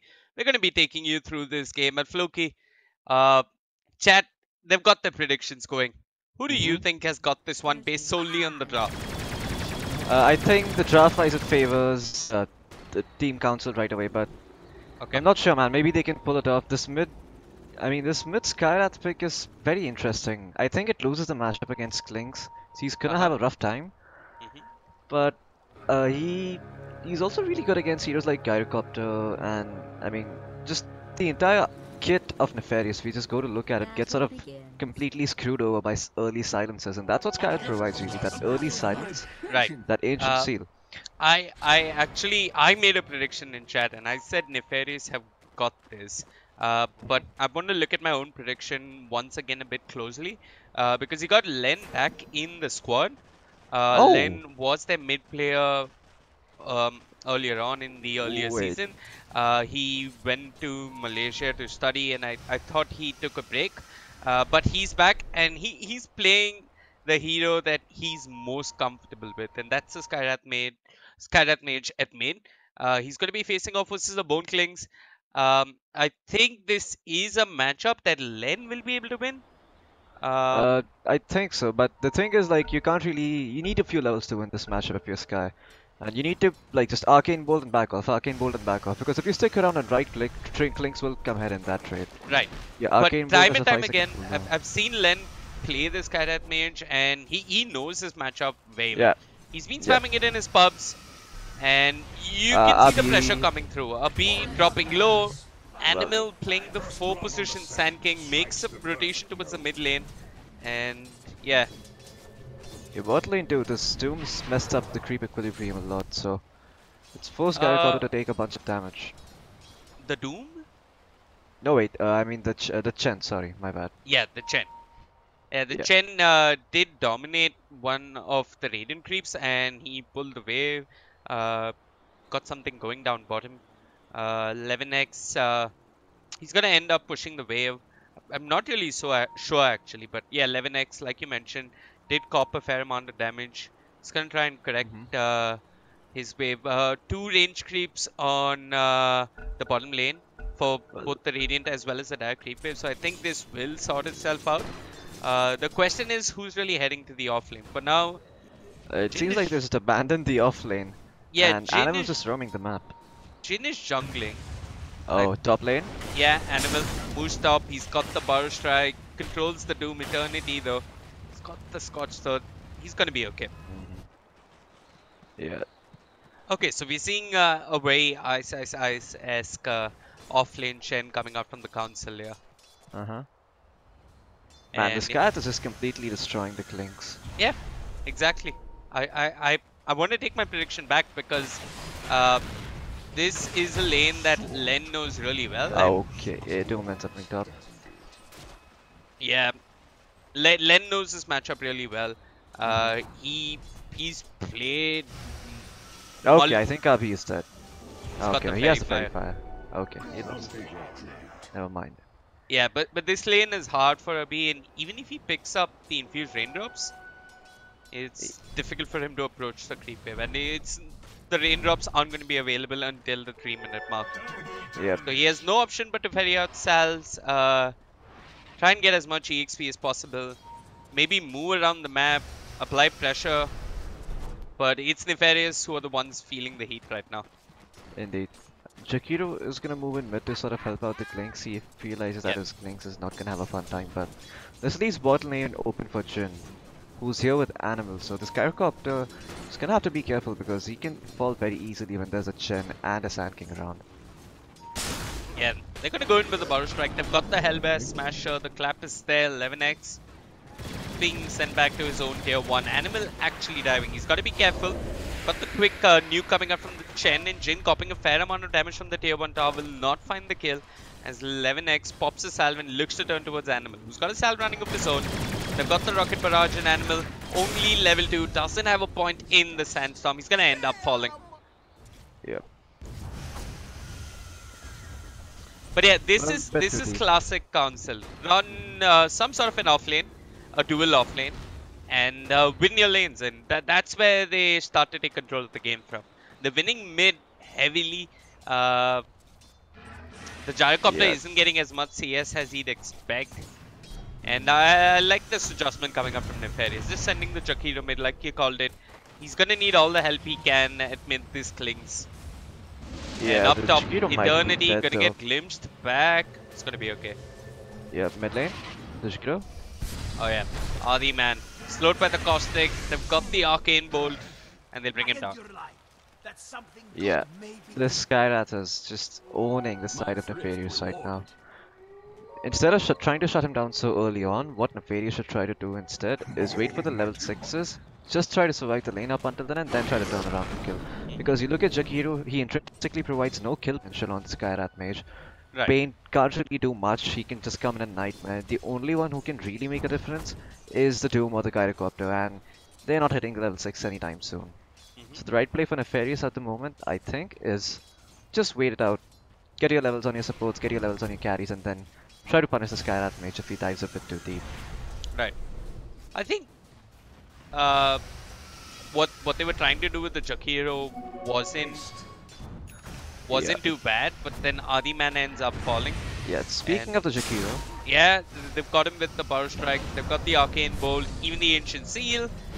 And there should be another death on the Jakiro. He's going to drop an Ice Path as he ends up falling. They've got Detection for Abi as well, and Animal. Still has mana for another Burrow Strike. Len finds himself a double kill. This mid lane absolutely falling apart for Nefarious here. Indeed. That was good, and they didn't even give the Klinks a chance to pop the wand. He waited for the Burrow Strike, waited for the Arcane Bull to come a little closer to the Klinks, then Burrow Strike, so made sure that he can't pop the wand and survive. Eternity is doing okay in his offlane though. Level 5 minutes and he's level 3. The Doom. Although just as I say that, he might be in some trouble. Nah, he's just gonna run away. Yeah, he's okay. How's the safe lane looking for Nefarious? Oh, it's looking really awful at the moment. The Gyrocopter is 20 for 10. That's not the kind of CS you want to be at if you're a safe lane Gyro. And the Shen is already starting to pressure the Gyro pretty hard. Has 2 creeps dominated, so he can push the tower if he wants to. I think the good news for Nefarious is that all of them can fight early to some extent. They aren't particularly greedy heroes, and even though Council have got this slight advantage, we could see rotations just coming up from the Gyrocopter, move to a lane, drop the call down, set up for a kill. Yep, sure. They've certainly, I mean, this isn't the end of the road for them. Yeah, it's a 2000 net worth advantage. Klings, what are we looking at down bottom? Pain, he's got to be careful. He's got the Nightmare, but he's being run down by Jin, and he's going to end up falling. Yeah. Clinks has just abandoned the mid lane. He's going around trying to find some runes, see if he can get something else done on the map. And this Clinks can't really lean against this guy. You could have tried to bring him down, but it's not possible. They've got the dual breath and the ice path. Len turns around with the ancient seal. And yeah, he's going to be okay, but up top. Top lane. Eternity finds himself the disruptor. This shouldn't be happening either. Susmoy has got a medallion, but can't really run down the Doom without any further control. Yeah. Susmoy, I think he's going to go for the Radiance build. Picking up that medallion early tells me that he doesn't want to get the armlet. And he sort of wants to survive against the Clinks, right? Because Clinks is all physical damage and is one of the few counters to Lifestealer who can just stand and fight him. Oh, the Jakiro. But in the Radiant jungle, Lips of an Angel might be in a bit of trouble here as Animal got the Battle Strike coming off cooldown, but the Council they're not looking to dive. Oh, Jin. 11 goes in, he's got the Rocket Barrage, but he's only level 5, doesn't have the call down. Animal giving chase, has another Battle Strike, but Jin is backing off. The Ice Path clips the Sand King. Animal trying to burrow his way out of there, hasn't got 1 charges, doesn't even have a 1.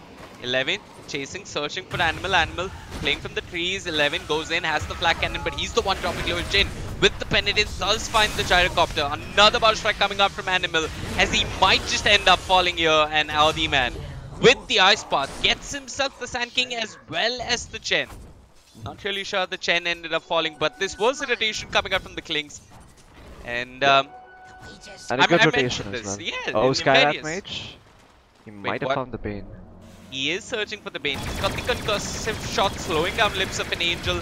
Lips of an Angel will end up falling, but 11 might find a trade, and it is the dominating streak. The Glimpse though, keeping the Skyrat Mage alive. The Liquid Fire doing some work. Len still alive, will end up surviving the concussive shot once again, slowing down 11, and here comes Jin.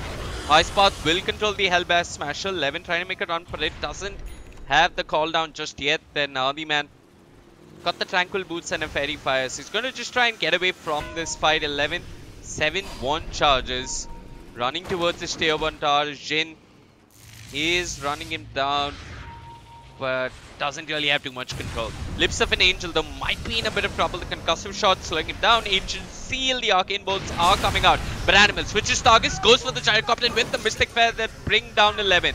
They're searching for Adi Man. They've already found the Bane, and Len just running past the tier 1 tower finds himself a double kill as Eternity walks in, stares at the Skyrat Mage, and ends up falling as well. What the hell are Nefarious thinking? I don't know. Eternity had a free time top. He could have just stayed there and gotten his level 6, but felt the pressure to rotate early, seeing 4 heroes on the side of Council diving his tier 1. I don't think that's a good rotation by any means, because now you're gonna have to walk back to lane. You don't have a TP. Tiva's on cooldown, and Lifesteal is just gonna control the lane. So Doom literally shooting himself in the foot there. Yep. He had his phase boots. He felt like he could contribute in that fight, but just TP's in and ends up dying. And Nefarious, they might lose Moya. The man will end up falling. Len with the Veil of Discord. I was gonna say Nefarious have a good part in this game, and is that the Clinks has farm, but now the Jakiro just walks through the river and ends up dying. Yeah, and Susmoy. He's looking to go top. He can get a kill with the Doom, but the Doom isn't level 6 yet. So RP is gonna have to be careful. Might find the Disruptor though. Yeah. RP, he's picked up the Blightstone, and Lips of an Angel smokes and moves up top. He's got his level 6, so they've got that Fiend's Grip, but it seems as if the Council have read this movement. They're hugging their tier 1 tower, and they're just staying there. Len is just pushing out mid all by himself. Okay, Lips of top Fiend's Grip, they want the Disruptor, they will find Lost Rider. TPs are coming in. It is Len, and he's got Detection. Abhi, he's got to be careful. Looks the TP out, the Mystic Flare is there. He does end up falling. Len, godlike at the moment in Eternity. Trying to keep Lips of an Angel alive. Lips of an Angel buying time with the Brain Sap, but the burst damage from Len just a bit too much. Council once again just stomping all over their opponents with these niche picks. They might lose Jin though. Call down committed. Jin trying to run, doesn't have the Hand of God. He's still tanky, and he's keeping the micro going. Dual Breath will slow him down. The Ice Path connects, but the creeps blocking out 11 while Len wreaking havoc across the map finds the Doom, but Jin will end up falling. Okay, never mind. He will die. So I overestimated Jin's ability to survive there, but Jin once again, he's been fantastic on this off lane Chen. He's pressured the Gyrocopter heavily in this early game, forced him to itemize a lot differently. And this Gyrocopter is not at the position he wants to be in this early game. Yeah. And as a result of Len winning mid, the Klinks doesn't have much to show for either. He's sitting on Boots, Solrig and Aquila 12 minutes into the game when you really want to be having a Treads and maybe a component of a Desolator or Orchid if you want that. And Disruptor, once again, very good map reading right here. Drops the Sentry Ward just as he thought that the Klinks is coming closer. Yeah. This Observer Ward. Yeah, it's done so much work for them in this middle area. For the side of Council. It's about to expire, but it's paid its dividends. But yeah, Nefarious, they're looking to punish this Lifestealer. They popped a smoke for that one, but Susmoy just popped the rage and ran in. I mean, the Gyrocopter needs to be there. And speaking of Gyrocopter, Jesus, Jin and Len see an opportunity in the other edge of the map, find themselves the Gyrocopter. I mean, these are brothers of mass destruction. If you remember watching WWE, you remember the Hardy Brothers. Yeah, the Hardy Brothers. This is Hardy Brothers in Dota 2. If that's something you cared about. Yeah. Top lane, though they may finally find the kill, but nope. Abi shows himself. So I like what Nefarious are doing. They're popping these smokes. They're trying to punish the Lifestealer. This is the second time they popped a smoke and moved up top. The last time they found the Disruptor. This time they end up getting nothing done. They're trying to pressure for tier 1. They might not even find that. And what the hell? Adi man gets picked off at mid. Nefarious, this is really problematic. They've lost 2 tier 1s and they found nothing on the map and they're just grouping up. Jin is still pushing bottom, by the way, so there's nothing stopping that push at the moment. The Gyrocopter does not have a TP. The Klink has a TP, but it's only him. They can try to go for this Chen, but it's going to make so much space for them top, and they can just rotate back top. I think Nefarious, they've got to recognize the fact that Jin is going to have his Ag Scepter soon. And, I mean, once the pushes start coming with the Dominated Ancients, there's nothing that Nefarious can do to stop them. They've got to force fights now. They'll start with the Fiend's Grip, but the Power Strike will cancel it. Bane might just end up falling to Stack Storm controlling him. Ice Path clips under to Animal, dropping low. 11 will find the Sand King at the very least. Lifestealer doomed up, turns towards the Doom, brings him down. Abi in the middle of battle, looking to bring down the Disruptor, doesn't get too much done. And Lifestealer doesn't give a damn about the Doom, while Jin scoops in from the back, finds the Gyrocopter. Susmoy still standing strong, moves towards the Jakido, who's dead as well. Len just lurking on the sidelines, throwing out those arcane bolts, finds himself a bunch of kills in, well, at least one of them from the side of Nefarious will manage to TP out. Yeah, super close there. Kinetic Field only provides vision in the center of the field, not around the sides. So that's why he was not spotted and didn't get glimpsed.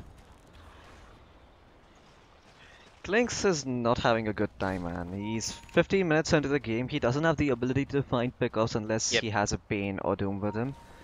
And it's just so much commitment for the side of Nefarious to get that one pickoff. Even if you do manage to find it, for the next 100 seconds, it's going to be the Council who's going to be on the aggressive, because you have a Skyrat Mage who's super well, you spoke of the Council and the aggressive, look at bottom. Yeah. I mean, this is going to keep happening. Yep. The Gyrocopter needs to... Yeah, he's going for the first item BKB. He has absolutely no choice here. He's just going to get destroyed by the Skyrat every single time. Who's finished up his rod of Atos at the moment, by the way. I think the right course of action... in the previous fight. Yeah, I think the right course of action for Nefarious might be to just 5v5 together, find a pickoff in 2 and convert it into a tower. And Abi? Yeah, he might end up falling. Len moving around the map with the Atos, with detection, has the Ancient Seal on Abi. And Abi moves into the trees, waiting for the dust to go off. There comes the Jakido, has the Ice Path and the Macropie. They want the Skyrat Mage, there's a huge bounty on his head. And with the Fiend's Grip, they'll punish Len. Hopefully, it's Adi Man who gets that beyond godlike streak. And Nefarious looking to turn. The Ice Path will help secure the kill onto the Disruptor Animal. In the Sandstorm, buying time, the Goddess Sentry, the Nightmare coming out from Lips of an Angel. But here comes Shane with the Penitence, finds the Bane, and Nefarious on the back foot, trying to run. I mean, quick 2-man power strike coming out there. They've got the call down as well. They're trying to bring down the Chen. Susmoy coming through 11 with the rocket barrage. One Shin, but the hand of God buying Chin time. He's still ticking down low. 11 will fall. Adi man gets that last hit onto the Chen, and he's moved into the trees. Shakiro, all of a sudden with 2,400 reliable gold, running away from an ancient Black Dragon as well as the Life Stealer, will manage to TP out. Yep. He's watched free to play. He knows what he's doing. He's gonna listen to the good old stay in the trees. Yeah, he's okay, mid lane. Okay, mid lane. Len. Yeah, I mean, comes back from the grave with a vengeance and picks up the Clinks. Let's talk a bit about what happened at the bottom fight. So as soon as the Jakiro laid down the Macropie, it destroyed the trees and blowed Clinks' cover. And if he didn't drop the Macropie, perhaps they would have found the kill onto... Perhaps the Scarab wouldn't have found the kill onto the Clinks and they could have turned the fight around. But because he dropped the Macropie and it destroyed trees, the Clinks ended up falling. Yeah. So I think he dropped the Macropie and Lost Rider just dropped the Static Storm in the vicinity and Clinks ended up falling there. Lifestealer 2 is getting really close to his Radiance, so the Council are reaching the first power spike. It's gonna be with this Radiance, and then they can move into Roshan after they take this top tier 1 if they so desire. And then they can just move up and push. Being run down here, Eternity does have the Drums of Endurance. He's got an Insnag coming up from the Dark Cloud Summoner, Stack Storm on the floor, and with the Ados and the Mystic Flare, they'll bring down Adi man. He built up 4 staff, but that won't help too much versus the Ados. Lips of an Angel gets glimpsed back. They're slowing him down. They've got the Arcane Bolts coming out. He's got a defensive Nightmare. But the Penitence will do enough, and Lips of an Angel will end up falling. Yeah. I mean, this is gonna keep happening. You can't fight into the Scarab Mage at this point. Sorry, I'm calling Test of Fate Penitence. But yeah, they've got 11. He's looking to TP. He's gonna end up falling. The Penitence combined with the Ancient Seal is absolutely ridiculous amounts of damage. Absolutely. And look at this Council. All they got to do is group up. You have a Veil, you have an Ancient Seal, and you have a Penitence. I mean, how dirty can you play if you're the Council at the moment? They've just stacked these amplification spells. Things are getting dirty. Animal with the Blink Dagger has the Lifesteal inside of him. They're going to find Nabi. Nabi is going to end up falling. Indeed. I think as soon as Eternity gets his Blink, which isn't too far out, they've got to make a play and start finding a pick-off. But they might not even get that opportunity. They're going to be forced to either group up and fight at this tier 2 mid, or just let it go and probably find a fight after that. Sure, you can jump in with the Doom 1% and kill one hero off, but what are you gonna do then? The Lifestealer has a Radiance, the Jhin, he has his Axe Scepter 19 minutes into the game, and he's dominated 2 Ancient Black Dragon. 19? He had it at 17? I mean, sorry, yeah, 17 minutes into the game. He had it a lot earlier. Yeah, he had it a lot earlier, but the point is it's still a very early Axe on Jhin. Exactly. They might... Adi man ends up surviving. Gets glimpsed back into the kinetic field. They've got the Arcane Bolts coming out. Quick Ice Path coming out from Adi man, but he's gonna end up falling. Ancient Black Dragons along with the Lifestealer just knocking on the tier 3 here. Nefarious, they've got to stop the fight or they're going to keep getting controlled by the Atos and they might keep losing more heroes here. Susmoy alive for the time being. The Enfeeble will slow him down. There's another Atos. They're trying to share the Mystic Flare. 11 still alive. RB goes in. He's doing work. They have doomed the Skylath Mage, but they will possibly lose Eternity. He's barely gonna end up surviving. A being caught in the Static Storm, controlled by the Pulse Strike, will end up falling. The call down and the flak cannons, they're trying to bring down Jhin, but they just don't have enough damage. The Hand of God keeping Jhin alive with the Ice Path and the Macropire along with the Dual Breath. They'll find the Chen at the very least. Len standing in that Macropire, ticking down over time, but it doesn't matter. The GG, well played coming up from Nefarious here. Oh boy. As the Council, they found their footing. Finally. I think this is the first win of the Masters League. Yeah, they're looking really good. And very aggressive draft and very synergistic as well. So let's talk about this for a moment, right? I mean, you look at the side of the Council. You have all these early aggression heroes. You have a Chen who just runs at you. You have a Lifestealer who's farming in the safe lane and is not going to die anytime soon. Yeah. You have a Sand King as well, who had a fantastic early game in my opinion. He set up the first blood on the Clinks. He went top, he was able to do something over there, zoned the Doom out a little bit, went bottom, got a couple of kills. And then the Skyrat Mage just went ham. Yeah. Len, he was moving in every single lane, killing every single hero, and this Gyrocopter had no space to farm. Yeah, but game, you know what I'm worried about for the council? They ran this last year as well. They love this Sand King, Chen, Skyrat Mage, but they only work with very specific picks. And let's see if they even get these heroes versus the better teams. Yeah. I'm also happy to see Len back. He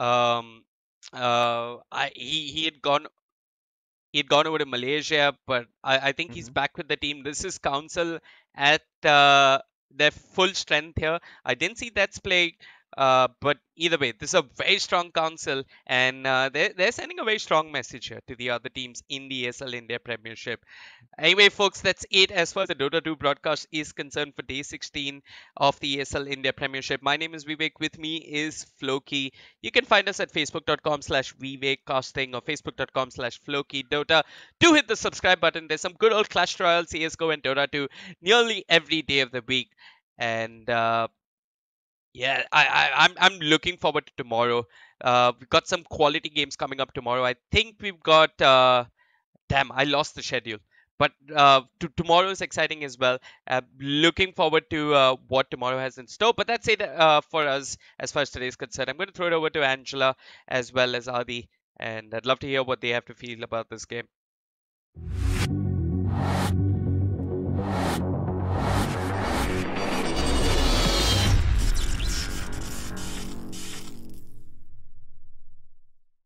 Welcome back to the studio, and Angela, yes, the council in 21 minutes, I commend this wrecking team. Yeah. Nefarious. I think this is the first time you've got a prediction wrong. Yeah. And it happens in the life of an analyst. But what I want to say is, Signify, you could learn something from that. That is how to end a game quick.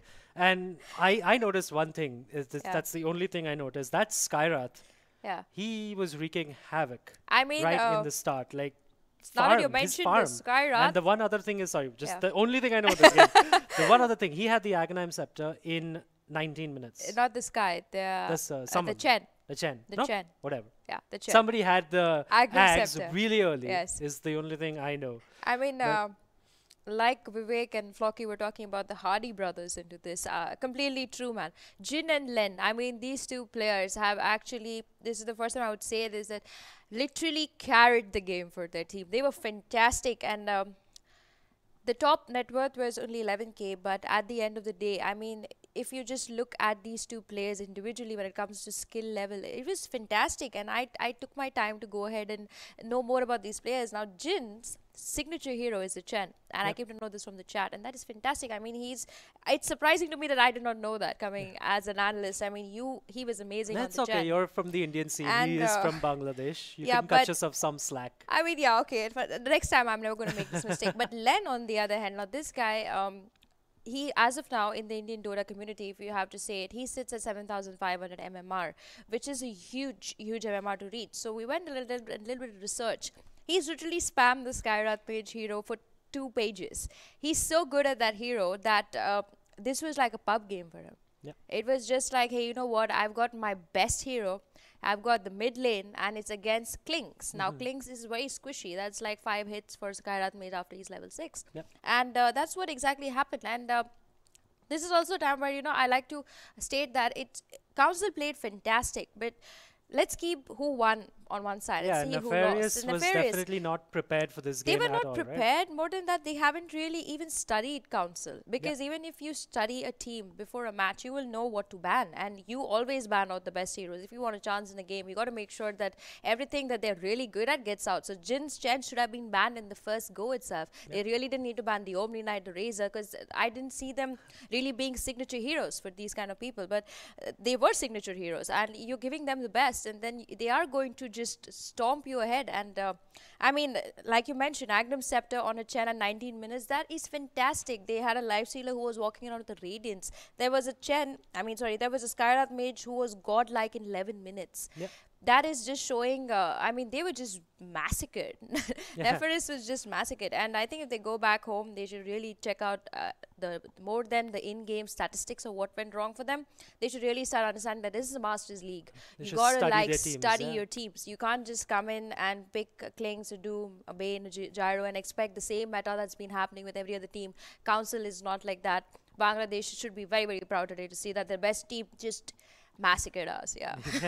Well, we'll find out that's what that'll be a Signify versus Council game that I look forward to now. Actually, that this is it's turning into an interesting storyline. Yes. But I think that's about it from us today. This is the ESL India Premiership, brought to you by Omen, by HP, HyperX, Intel, and produced. Oh, yeah, produced. Organized. by Nordwind Gaming and ESL. So remember, we're live every day, 6:15 onwards. Hit that subscribe button, hit that bell icon, and come watch some great Clash Royale, Counter-Strike, and Dota. And that's it from us.